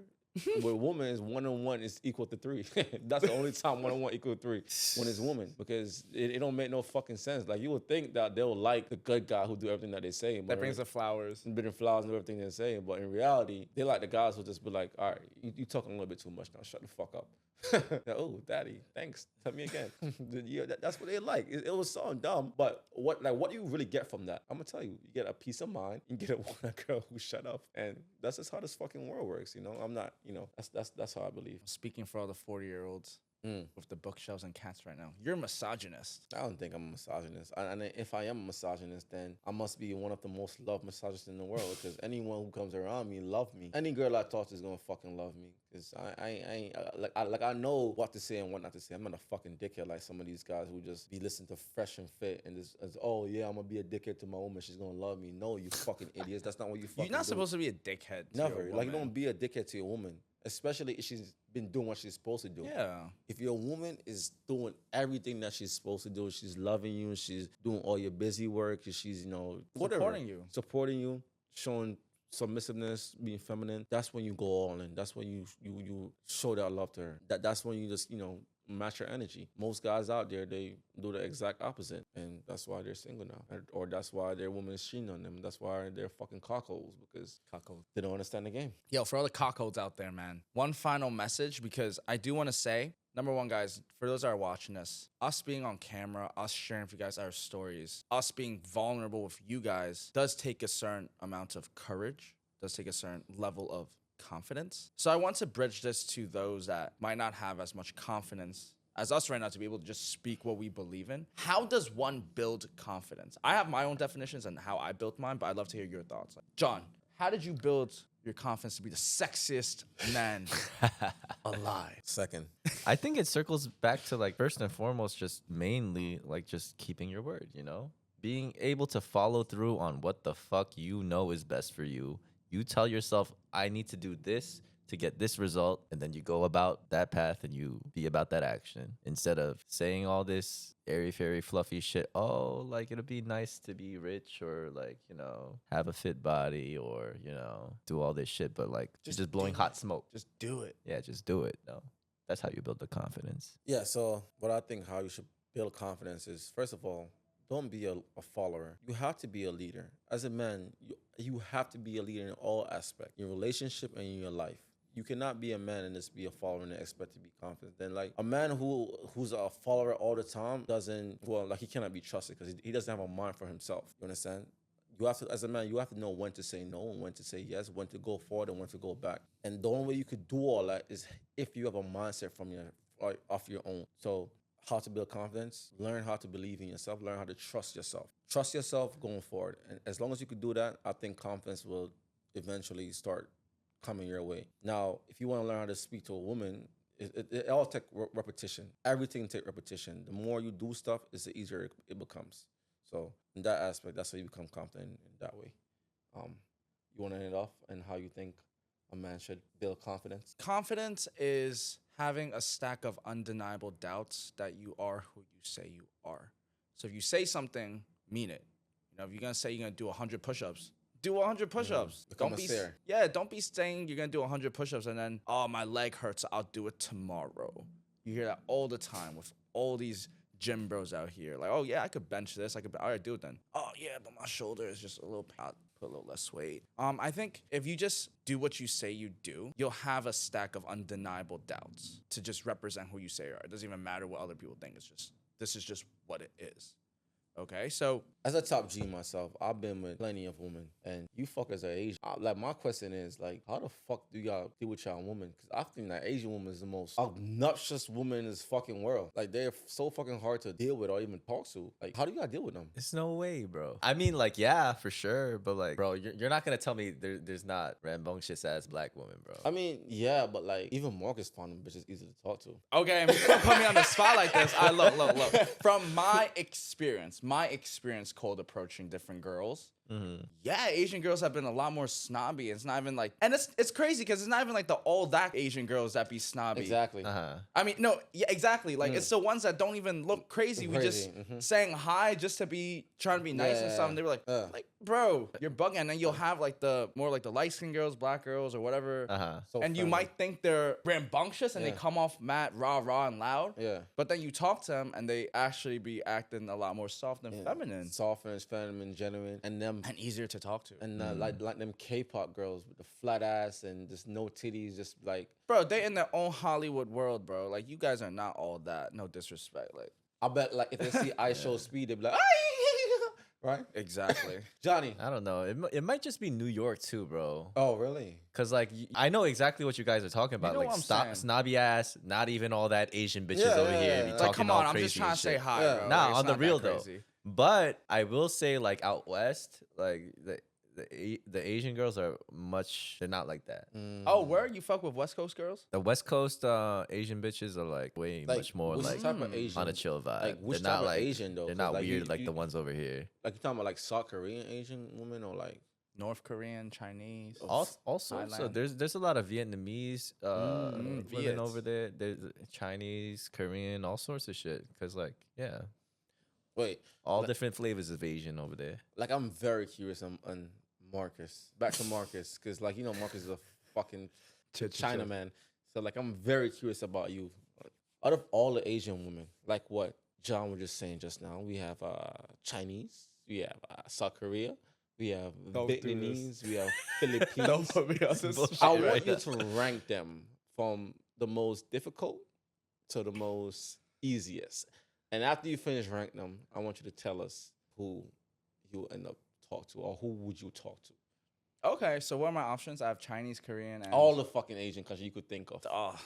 what's the options? We have Chinese, Shit, Korean, Chinese, Korean, Vietnamese, Japanese. Thai, Malaysian. All right, well, like that's the main. Okay, I main got one. it, I got Just it. the main. I got the main ones. Those The aren't main main, one. bro. The main I bet. one. There's Japanese, Vietnamese, Korean. I get it. Okay, Korean, so we got the Chinese. main China. dialects. Yeah, And what am I doing? Like, rank them the most hardest and the one that you would not even deal with because the woman is like fucking hyper masculine and you. okay, so in terms of hardest to deal with, yo, honestly, I haven't been with like enough Asian of all different ethnicities to tell you that. But I could tell you my preference. What's your preference? My preference is simple. I'll have on my first, actually on the most bottom. I'll start my bottom first. On the last of the list is Thai. What time? I actually don't find any Thai girls attractive. Really? Maybe I just haven't met a great, Wait, beautiful Thai girl yet. Isn't Thai like most of them like lady boys, right? Exactly. My problem with Thai girls is not that, I don't find Thai girls attractive. It's like I'll look at a Thai girl and then the back of my head, I won't even know if she's a lady boy or if she's a real girl. Yeah. So that in a sense of just kind of like, I don't even really want to for me, that's my preference. They're on 5th on the list. I feel like on a side note, like the language is just very ugly too. I agree. No How disrespect do to they Thailand. speak? I don't know, bro. Tell me how they speak, John. I'm not Go gonna ahead, bro. get hella racist right now. That shit is crazy. Come though. on, bro. How do you bro? speak? You just gotta. Nah, you gotta say it, bro. You just gotta Google it, John, bro. like, What if I just pull up a Thai song? wait, John. Like, if you don't say how they speak, bro, Then what? then like You're not being the real, internet's bro. gonna call you racist, bro. Nah. Like, you have to say how they speak, It's bro. very just like I don't know. It's like the language is very throaty. Like Say it. Just give us a line. nah, he's pulling up a song, bro. Come on, don't put me on the spot. Nah, for me personally, yeah, I just don't know many Thai girls to be honest either. So it's like that's probably my least because it's the most foreign to me. It's just the most foreign. I love Thai food though. Yeah, shout out to Thai food. 4th on the list is Viet again because I actually don't even know that many Viet girls. Do you know any Viet girls? You know a lot of Viet girls? I know a few, but I They're not, mean, like- I've dated a couple Viet girls. West Coast Viet girls? No. Oh, no, East no. Coast. Over here. I mean, I don't. Wait. What was the question? I'm sorry. I got. I forgot. We were talking about Viet girls. You was talking about you was dating with 4 girls. I said I haven't dated a Viet girl. Uh-huh. Oh, I have. Who? She was my first Lover? girlfriend. Where she's at now? I don't fucking know. Dumb bitch. I'm playing. Yeah, it was like middle school. She was like half Viet, half Chinese. Oh, really? Yeah, I Nice. remember that. Nice. That was cool. Okay, and like what's third on your list? The third of the list is I've lost it there. What was my 1 and 2 is Chinese and Korean. What about Japanese? I don't know many Japanese girls. I don't Oh, even really? like Japanese girls. Oh, like really? that. But- Yeah, because Japanese girls, I feel like I don't know. It's just a Japan culture. They make it so like too submissive, like too like. Oh. Is that weird to say? They're like Marcus don't too, really like Japanese. I don't yeah. know. It's They're, kind like, of weird though, cause like You it's get what I'm like saying? They're too like the- kawaii desu. Oh, see, like too, that. nah, too but, much. Like, but what I I'm was saying asking- is like it's a weird dynamic like the Japanese though, cause like Japanese weird. the men are very submissive too. Oh yeah, they are. like, oh, how are you doing, Tid? Sensei, sorry, Chill, Sensei. chill. I do that to my sensei. like chill. like you guys ever heard of like in Japan they have the reverse. Like over here they have like No, they don't. That's no, what no, the no, f- I'm saying like yo, no. Is Let this me, let me, true? nah, Well, you guys don't even know what I'm about to say because No, like but- Go. they're saying like over here they have like KTVs for example, right? And then you can No hire the way it's girls, going right? there. In I think I know Japan it's they going. have clubs where you hire the guys to like drink with the girls. No way. Yeah. That's why the fucking birth rate's so low. Cause they're looking for black men I heard in Japan. Yo, Nah. what's up? Like we going to Japan for my birthday? Do you think black men is more accepting in Asian culture? Because I feel like the stigma is like, oh, he's black. But actually, from my experience, like my parents love him. My people, I brought him to like a Chinese restaurant too, and like they would look at him funny, but once you start communicating, you start saying, "What do you say?" Like my personal opinion, like I feel like people are scared of what they're not used to, right? So like they see a fucking black guy and they see on the TV, oh, black guy always stealing, but they actually get to know me, Top G Mikey. I'm like, oh, this thing's actually cool. Fuck. You're also 6 foot and you're like 200 pounds, so it's like you can be a little. Yeah, so like back to the story that when I went to Chinese restaurant. Restaurant. Man, everyone was looking at me. I was like, what the fuck? And remind you, it was in fucking New York City. I'm like, the fuck y'all motherfuckers looking at? My brother was like, the fuck? The fuck he's doing here? But I love Chinese people, man. Like I love all Asian people. But yeah, some Korean girls I think is the most snobbiest of all. For some reason, I don't fucking know why. Where'd you try to talk to them though? I'm curious. I mean, I don't even be trying to talk to them girls. Like they just be coming off the stink. This one time In we the were city, in K-Town. We were showing our friend around. It was like his birthday or it was something going on where we were just around the K-Town. Okay. And then, you know, it's not out of the realm where we just go up to random people and always just say hi. You know, different groups. We just trying to see a vibe. Especially if we're walking by and we see a group of girls that are like taking a photo. We might just be like, yo, just like chime in, play around, just have fun. Just fuck around, You get it, right? Like that's very... I feel like that's normal. Yeah, 100%. And then when we was trying to do that, make no mistake, it wasn't even like 3, 4 a.m. where it's like pitch dark. It was like 11:30, 12, and night's just getting started and just like trying to have fun. And we trying to just, you know, like try to get lit and enjoy. And I remember they just looked at us like the stank face. No. He actually said some dumb shit though, to be honest. Who said dumb shit? The person was shown, like he actually, but to be honest, it wasn't that dumb. He was just like, he was trying to, you know, be friendly. All he said, they was taking a picture. Like, oh, guys, can I take a picture with you? Oh, he said that? Yeah, the ugliest girl in the group. Oh no, get away from here! And I looked at, I'm like, what? Yeah, it'd be crazy. I think the K-Town Korean girls are definitely extra fucking snobby. To be honest, bro, we just send them back home. Oh, sorry. He's from Korea, bro.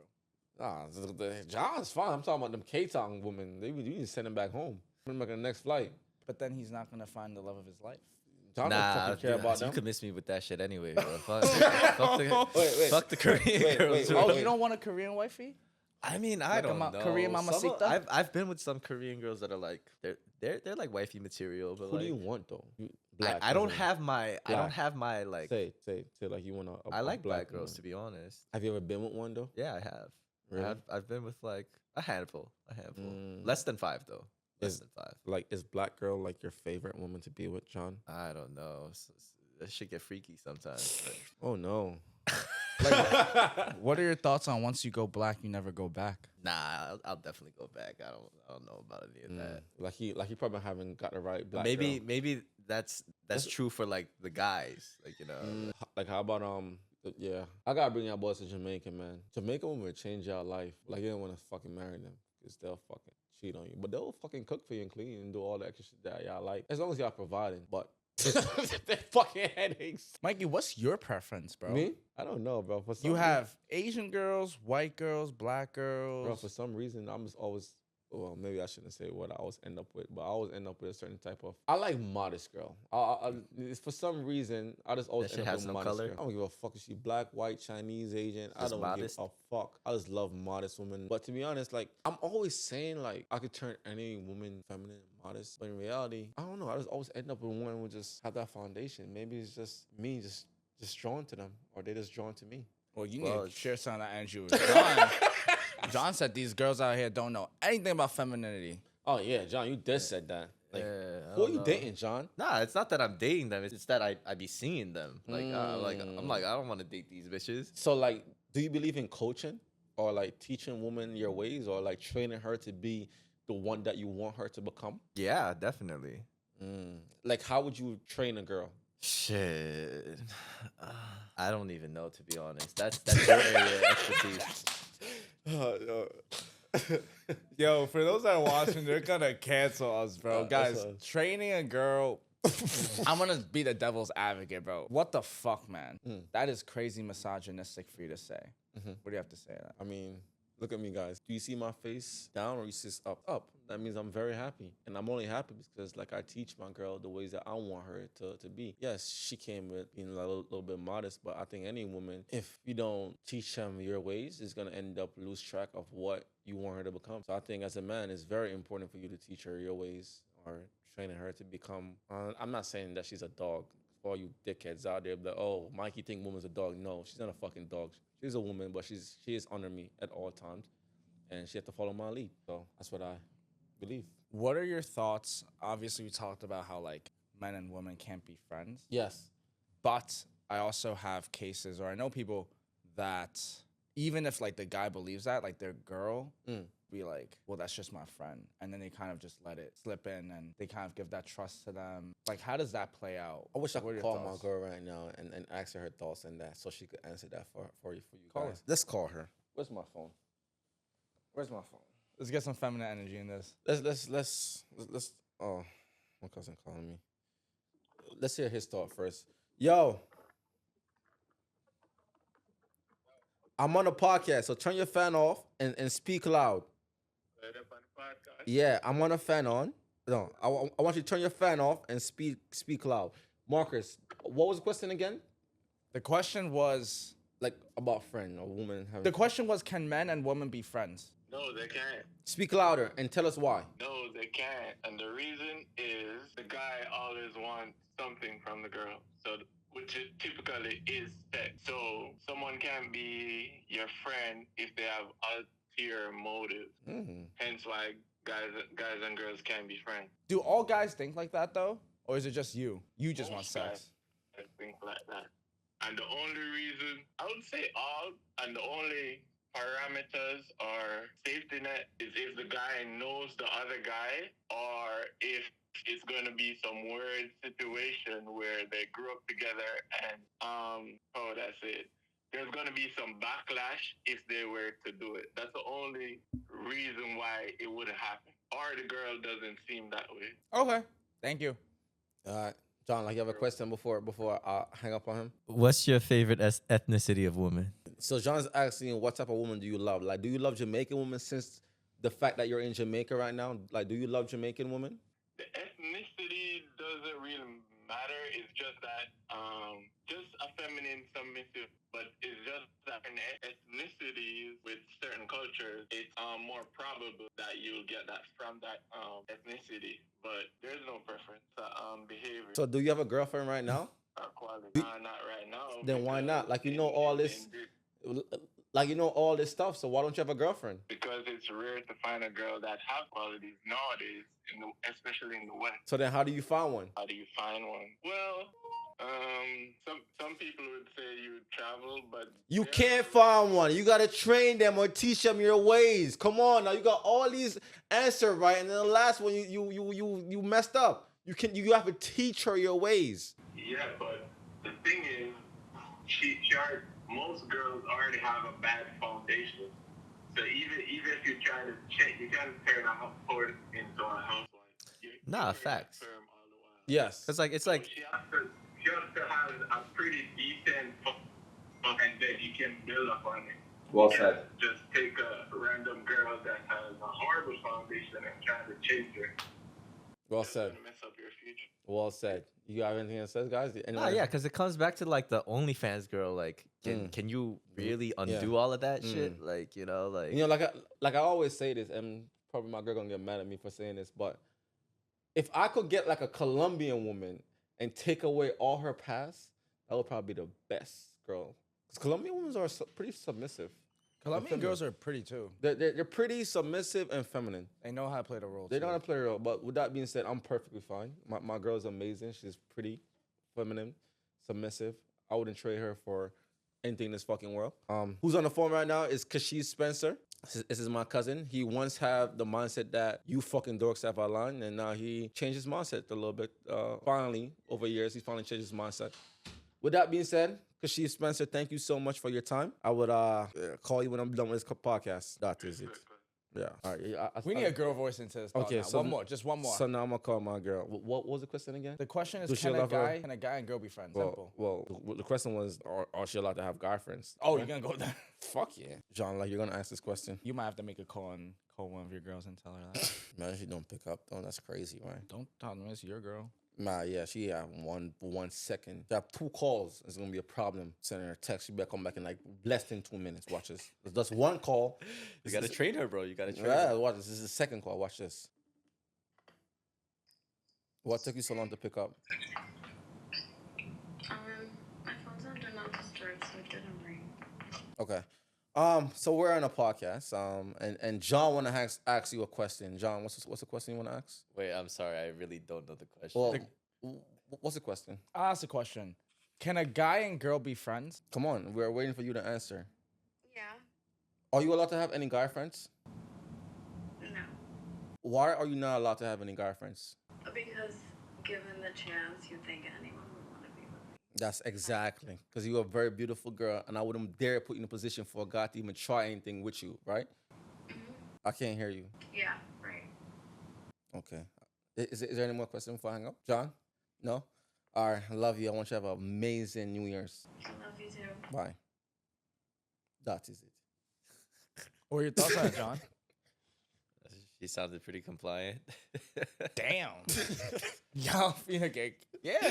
John. Comply is such a heavy word, guys. I think John. you guys understand. John. The internet will get triggered very easily by certain words because they can't handle and process logic. Yeah, and that's why all y'all fuckers are getting cheated on. You fucking dorks. When I get canceled, we'll deal with that problem when it But happens. when it happens, right? Well, John, now since I did it, you have to do it too, my brother. You have to call a girl and ask her. See what's up. I'll ask the question. Oh, Marcus can ask. I don't have questions to ask, No, guys. just ask her. Can a guy and girl be friends? Yeah, can a guy and girl be friends? Come on, John. You're supposed to be the most sexiest podcast nigga alive. Come on, bro. What the fuck does that mean? That be supposed to have bitches just lined up ready to answer your call. Shit. You probably just don't want to ruin relationships. Who gives a fuck? It's all good, John. I'm trying to think. It's all good, bro. I have a question to ask you. Wow. I don't know if it's too deep or not, but I'll just ask it. I was going through like your IG and stuff. You had like some crazy posts. One of them being like kind of like the N word on. Oh yeah. Mm-hmm. Let's just speak for those that might misunderstand or might look at you as. I mean, So there's wildin', like, nothing you to wildin', misunderstand bro. or not. Like, I mean, shit. Like, Don't you think you The- was wilding for that? I don't. I really don't. Cause it's like, what? First of all, bottom fucking line. What if I say nigga and you get offended by it, right? That means you weren't my boy in the first place. So you don't matter to me. So like, let's say I say nigga in public, right? And then you get offended by it. Then that's a fucking problem to have during that altercation. It's like, do you want a fucking problem about it? What? Like, do you even want to fucking like kill me about it? You know? So if that's the case, then come kill me about it. But if not, then like, what the fuck are we even talking about? I've grown up saying nigga like my whole fucking life. It's just part of my fucking vocabulary. It just really comes back to like, if you have a problem, like, are you even prepared to do something about it? It's just simple as that. Like Yeah. what's that saying? The fucking like the underpinning of society is violence or whatever the fuck the case may be. Like simple as that, bro. Say less.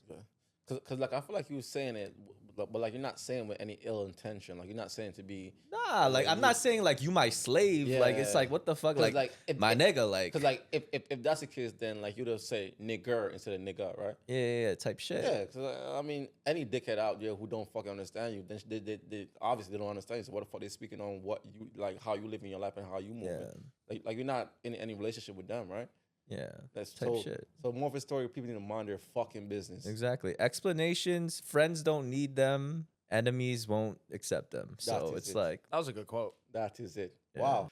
Wow. Wait, Mikey. Yes. No bias out here. If you course. heard that, would you feel disrespected? Well, me personally, like I give John the N word to say, like, but I wouldn't give a fuck. You get what I mean? Like, do you find that disrespectful? Because No. it sometimes slips out the tongue. 'cause Like it's like, me personally, like don't give a fuck. Like, the only time like I'll probably say, oh wow, he's bugging, is if it's like certified racist ass. Like if the intention was different, right? Yeah, you gotta feel the energy. So if it's a certified racist white guy who's just probably at a dinner table and just saw some black guy eating with his girl or eating with his boy, and they probably the boy's probably like loud, and the white guy stand up and be like, "You fucking nigger, shut up." That would have been probably like, That's all right, OD. you're wilding, Yeah, bro. But that's like, OD. if John's have a conversation with his boy, like, yo, well, like John come to me and Mikey, like, what's up, my nigga? Like, how you been? I'm like, what's up, bro? You good?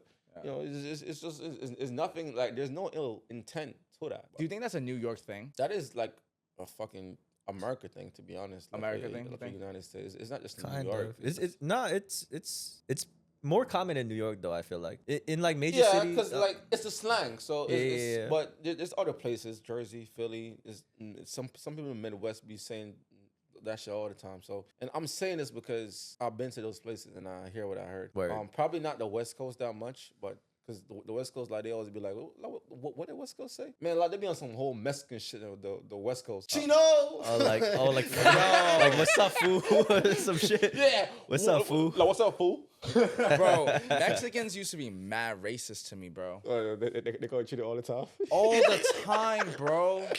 And like they said it in not like an ill intention, but they were kind of like laughing at me intention, but it's not enough where I'm gonna be like, oh, you trying to disrespect me. But they was like, Chino. yeah. It was annoying. I feel that. But it is what it is. Hey, growing up, I went to a all black school in out in Long Island. You guys know word? the town of Malvern? Yeah, but shit, they used to call me Chino all the time too. I was word? I was the only Korean kid in that fucking school. Everybody else was black. So what you call him, nigga? So I was the odd man out. Bro, I was too young for that shit back Someone then. call me fucking Chino. If I'm But- fucking Asian, I'm like, I call everyone a fucking nigga. I don't give a fuck. Oh, fuck, I'm caring for. You call me Chino, nigga, I'm calling you a nigga. It's equal. I didn't even have comebacks back then, bro. Go ahead. Like, Look, here. Oh, and I don't want to say it. No, I'm gonna say if you don't fucking say it, you better say Okay, it. I say this with no disrespect. Yeah. This was just the norm when I was younger, but back then it would be an insult to call someone gay. So I remember being called that, and I just said that, oh, you're gay. But What like, are what's your thoughts on comeback to like no? Before we get to that, like, what's your like? What usually be a comeback? If me, Mikey, say, "What's up, Chino?" What would you say to me, Marcus? Because we already know what John is already saying. John is saying nigga, but you don't say. I nigga. call you black man. Nah, right? Bro, that's not even worse. that might be a little worse. But like, Oh shit! You put me in the spot. I set you up, didn't I? Marcus be like, "Okay, black man." I'm like, bro, you better not stop being a nigga at that point. You're my boy though. Exactly. like so, that's like Blackie. Like, oh my god, some crazy But shit. I'm not saying that to like a random stranger. It's like to your closest friend. Yeah, just slips yeah, out, yeah, bro. type we shit, get it. We type get it. shit. We get it. Some people take it really literal though. Yeah. I think that's how John feeling the other day. That's why John I don't think I've ever said nigga in a fucking racist way in my life. Cause like you're not that person, bro. Like, what? Well, Fuck, John, I'm gonna do that for? Like, how do you think the internet sees you, bro? I don't know. I have different.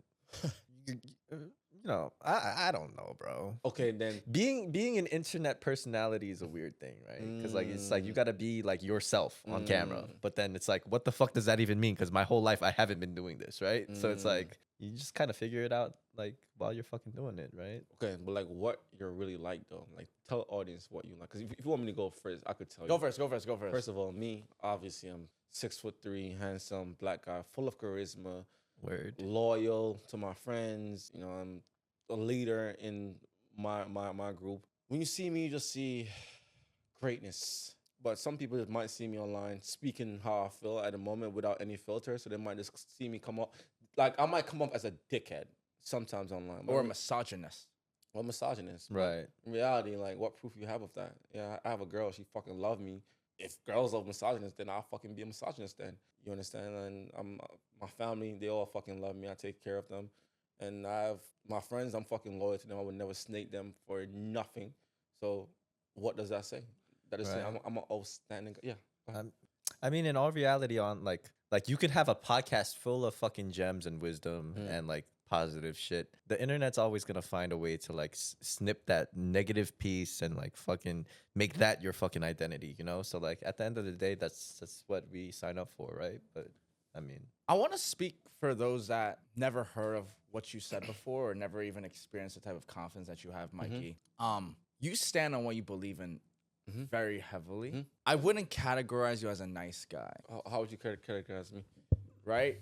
Meaning, a lot of the internet might be watching this right now, and they're like, "Oh, you're arrogant, you're a dickhead, you're misogynist." But make no mistake, I will say, outside of the cameras, like Mikey's charisma is a natural absorption in everything, right? People actually really like you, Mikey. Yeah, thank you.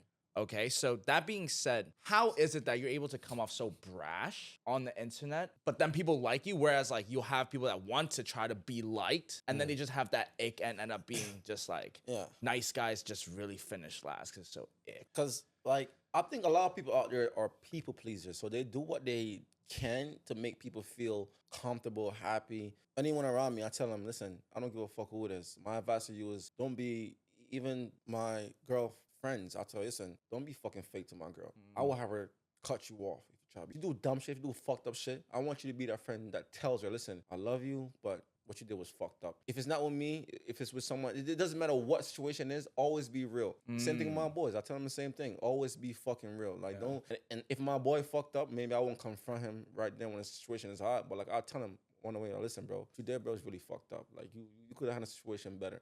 You need people like that around you. So, yeah, type shit. So, like, it's like when you're driving a highway, right? If you keep on driving and you're going the wrong way, what's going to happen? You're going to end up in who knows where. But if you make the U-turn, the right turn, you might have time to make it back to your destination in time. You understand? So, like, you need someone around you just, but listen, bro, like, you're going the wrong way. Like, this, you might not like what I'm saying, but what you did, what you said was fucked up, and you shouldn't have done that. You need someone like that. So, and I follow that shit myself. You understand? And I'm not open.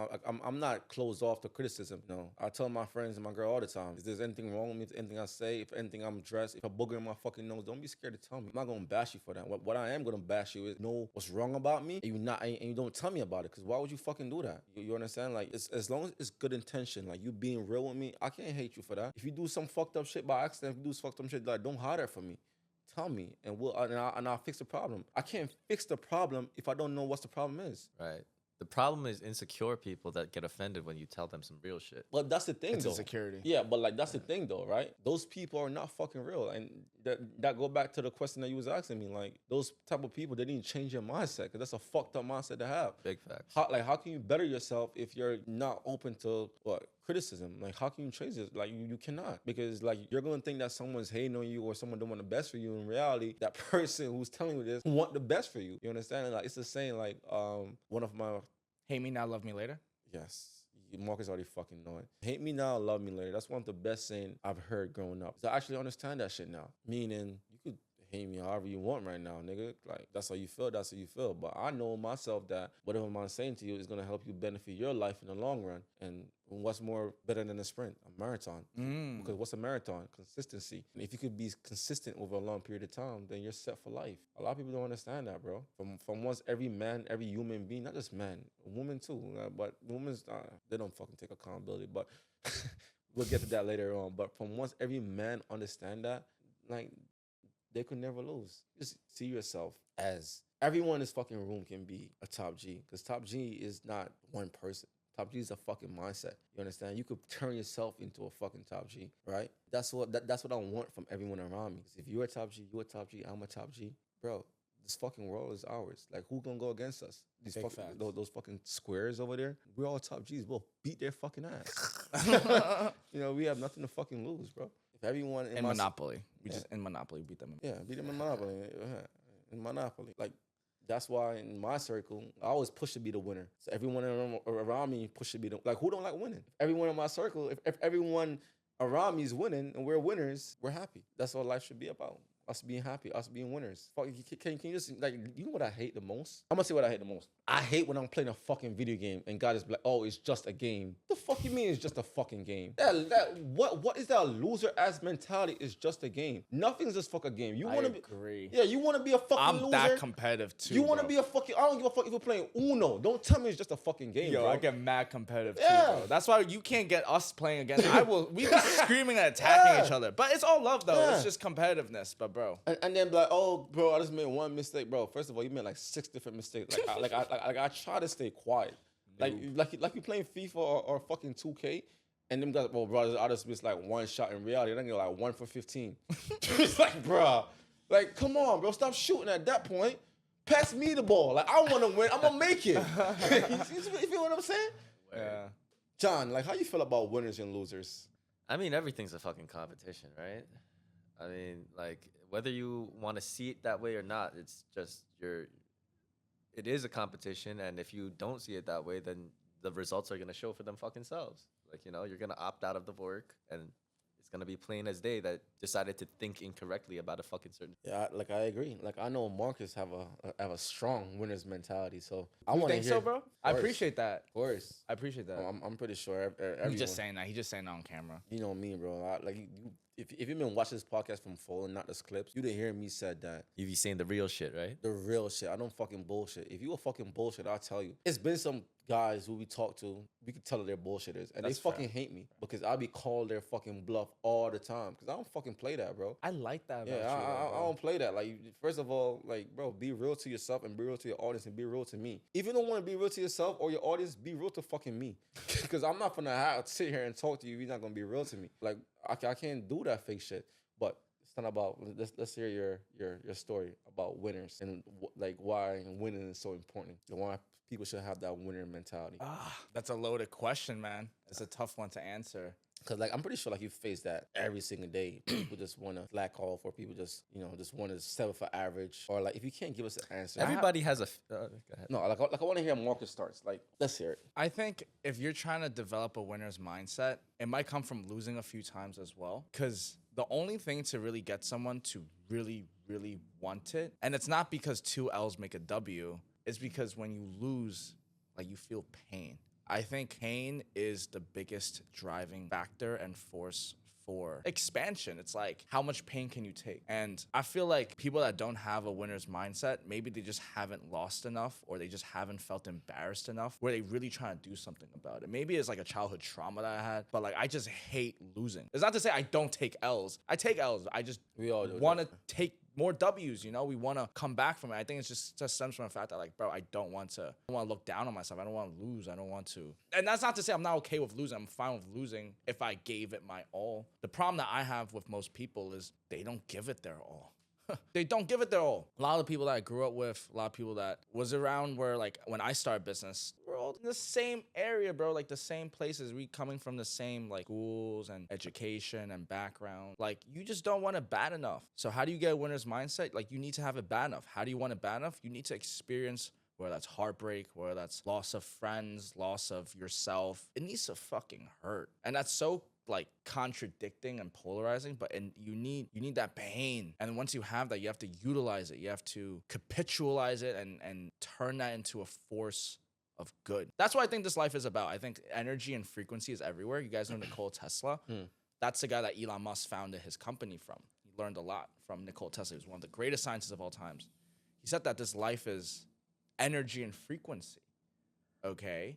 And us as humans, you want to look at as like receptors of energy. We're able to manipulate energy. So if you're stemming from negative thoughts, you're going to manipulate things as the events around you come unfold into negative things. If you speak bad about yourself, you're just going to have more bad circumstances around you. Whereas like if you could take the energy around you, whether that's people, friends, influence, all of that energy around you, and you just internalize, even though it fucking hurts and there's pain, you got to be able to see the positive. I think that's like life's mission. That's what you're supposed to be on this earth for, right? Like being able to see a positive. And then you know what it is? There's also probably a little like, what's the thing from One Piece? Oh, I'm such a bad Asian anime guy. Which one? Hockey? Hockey. Conquer hockey. Conquer hockey. Like the conqueror's mindset. Yeah.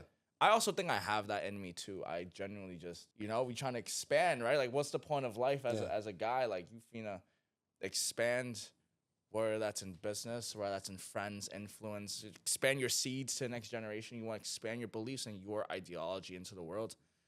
And that's it, bro. John, like, Conquer Aki? Yeah, I've watched One Piece. Yeah. It's not much people out there has that. Like, Conquer is like... That's like a real thing, right? Yeah, like yeah. your will. 100% like real your will. thing, bro. Because, like... Like, how strong is your will? Yeah, exactly. Like, how strong is your will? Like how much of the king energy do you have inside you? Like, how much of a leader you are? Like, how much are you, like, how much can you make people come together? Like, how much can you, like, how strong is your ambition to go forward? A lot of people don't have that. A lot of people is okay just be caught up in the okay. system, bro. They just yeah. What do be you guys okay. think like differentiates the person who like takes an L and then that L defeats them for so long and they take so long to like get it back together and like get back on a path Yeah. versus the person who just like that was nothing. Let's just keep on fucking pushing. I'll start. It's very simple. I think the difference between one that lets the L speak for them, like lets the L define them, versus the one that's able to come back from it, the main difference that I see is probably a perception in time. Meaning, you know, when I take L's, you want to look at what does a W look like.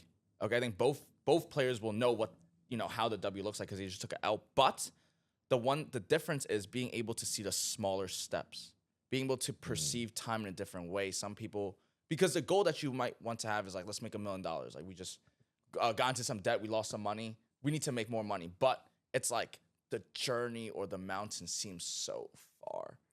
I don't even know if I want to do it. I don't know if I could do it. I don't know if I have it in me. Versus like, okay, like the mountain is far and this is going to be a long road, but the next step is there. So let's just focus at one step at a time and let these little increment wins stack up to a long win. That's really what it is. Most losers just don't understand big picture, small picture. They just want something, but they don't know how to get it because you don't look at the small steps to add up to it.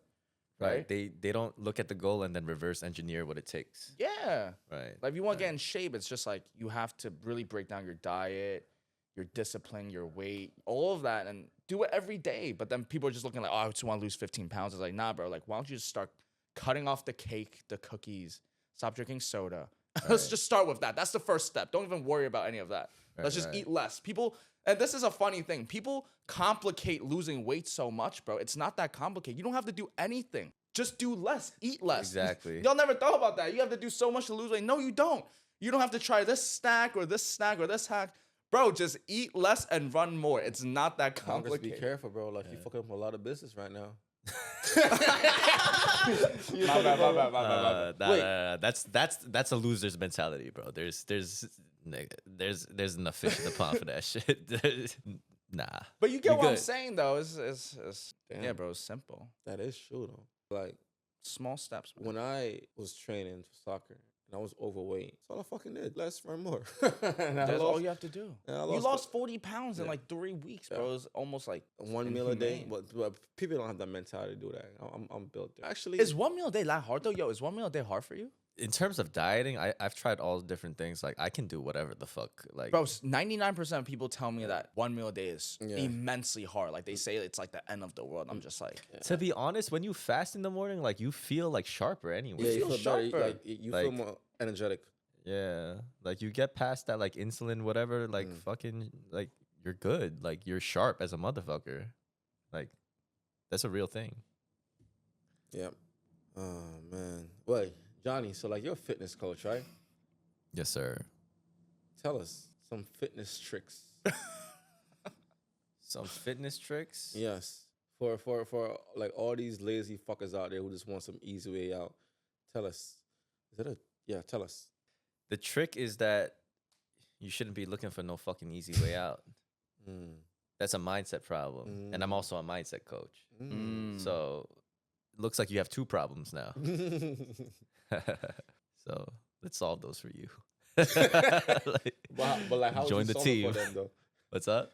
Like how would you solve it for them? Like say that Fitness. Wait, so let me rephrase the question better, right? Say that like I'm just this guy, just lacking motivation, I'm a little bit overweight, and I'm looking for help. So you're Johnny, I'm looking for help. How can you help me? It's in the macronutrients. I mean, like we could go the simple route. Your fat ass could just eat less and fucking, whatever the fuck. you can say that nicer, bro. Damn, bro, you start making me feel bad about myself. He's already a muffin. You making him feel Oh no my worse, bro. gosh, bro! I'm definitely gonna eat some bro. more muffin now. Like I need it for my sanctuary. Like you just, make me feel bad about myself. So I have I'm to make sorry, myself bro. feel good. The way I talk is the way I talk, and I'll attract the clientele that can handle that sort of fucking talk. But I mean, that's just what it is. Okay. Shit. Okay. So help me now. Nah, yeah, your fat ass could either you could go the simple route. You could just understand that you don't need to do anything extra. It's a process of removal, not fucking addition, you know? But like, if you're trying to be more strategic with it, like like if you have actual goals, like it's not like you just want to lose the fat, like you also want to sculpt up, you want to build some muscle, you want to maintain as much lean tissue as possible while also shedding the fat, then like you want to be a little bit more strategic than that. What about like life coaching? Now, what if someone's coming to you for like life coaching?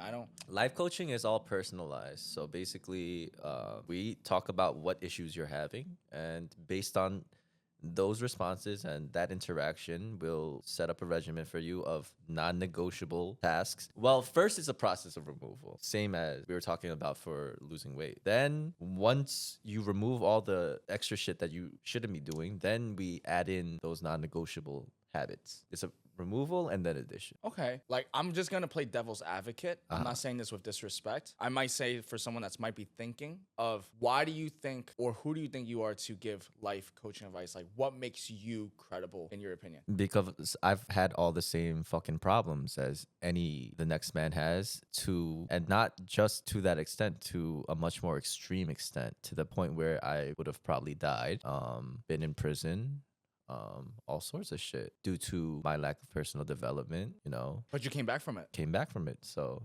that's why I would say I have the ability to guide somebody. Do you want the person who has like a degree in the topic that like, has these certifications, or do you want someone with fucking result? No, plain and simple. That has the life experience that can literally guide you through step by step. I mean, that's how I. So then during like your toughest times, during your rock bottoms, like you never thought of going to a therapist or finding therapy? I mean, my whole life has been more me being a fucking addict and a fucking all the bad shit than being, on the other side of it. So I mean, like throughout that duration of time, I mean, like in the earlier phases, there was actually a time when I fucking checked myself into a rehabilitation center, but that was like very early on though. That was like a decade ago. But like I checked myself out though, because it's like it just wasn't for me. The people there were on a different type of timing. They were just like, I don't know. Do you believe in therapy, Mikey? What are your thoughts on therapy? First of all, I'm an unofficial certified psychiatrist. Do I believe in therapy? Not for me, but I believe there's a lot of people out there who needs it. That's why I'm an official certified psychiatrist. So if you do need help, I'm the one to help. I don't think like a therapist, or what John probably was trying to say is like,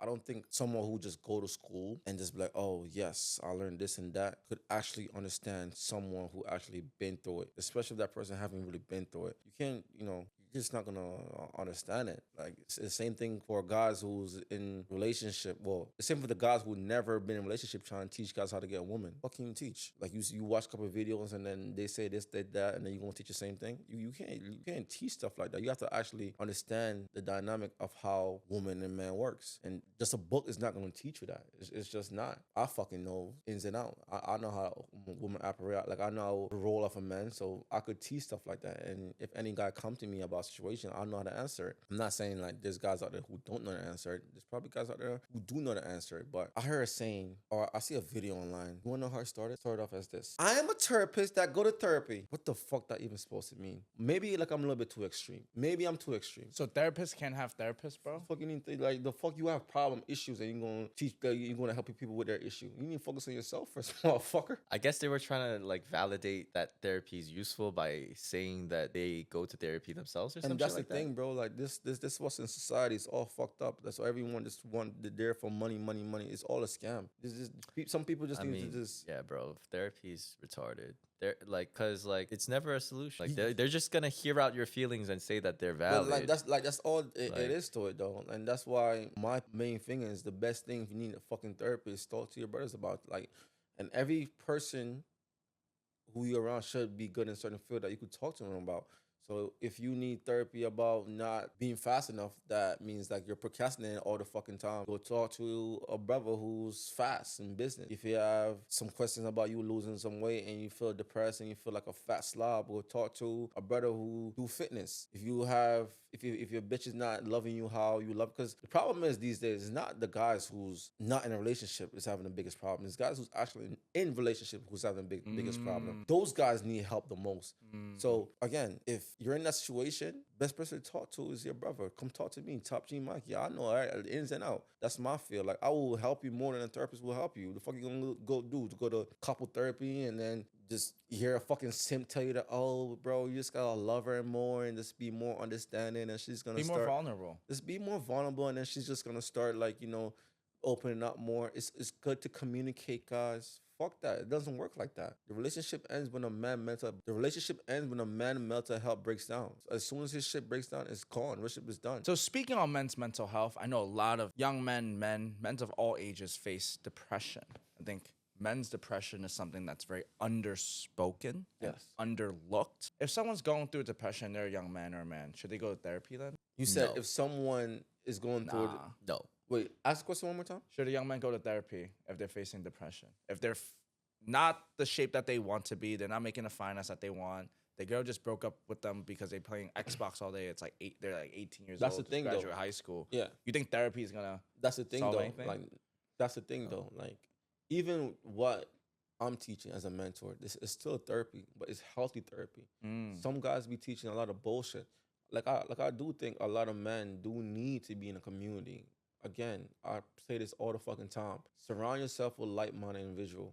If you could do that, you won't be feeling depressed because you won't have a chance. Imagine 10 alpha male in a room, and one day one of them feel like being a bitch. You're like, what the fuck you doing? You being a bitch? Get Do up, the nigga. push-ups, boy. Do the fucking push-up. And he's like, fuck it, I'm gonna do it. That's what men are for. We're here to push each other. You understand? Like, you don't need anything else.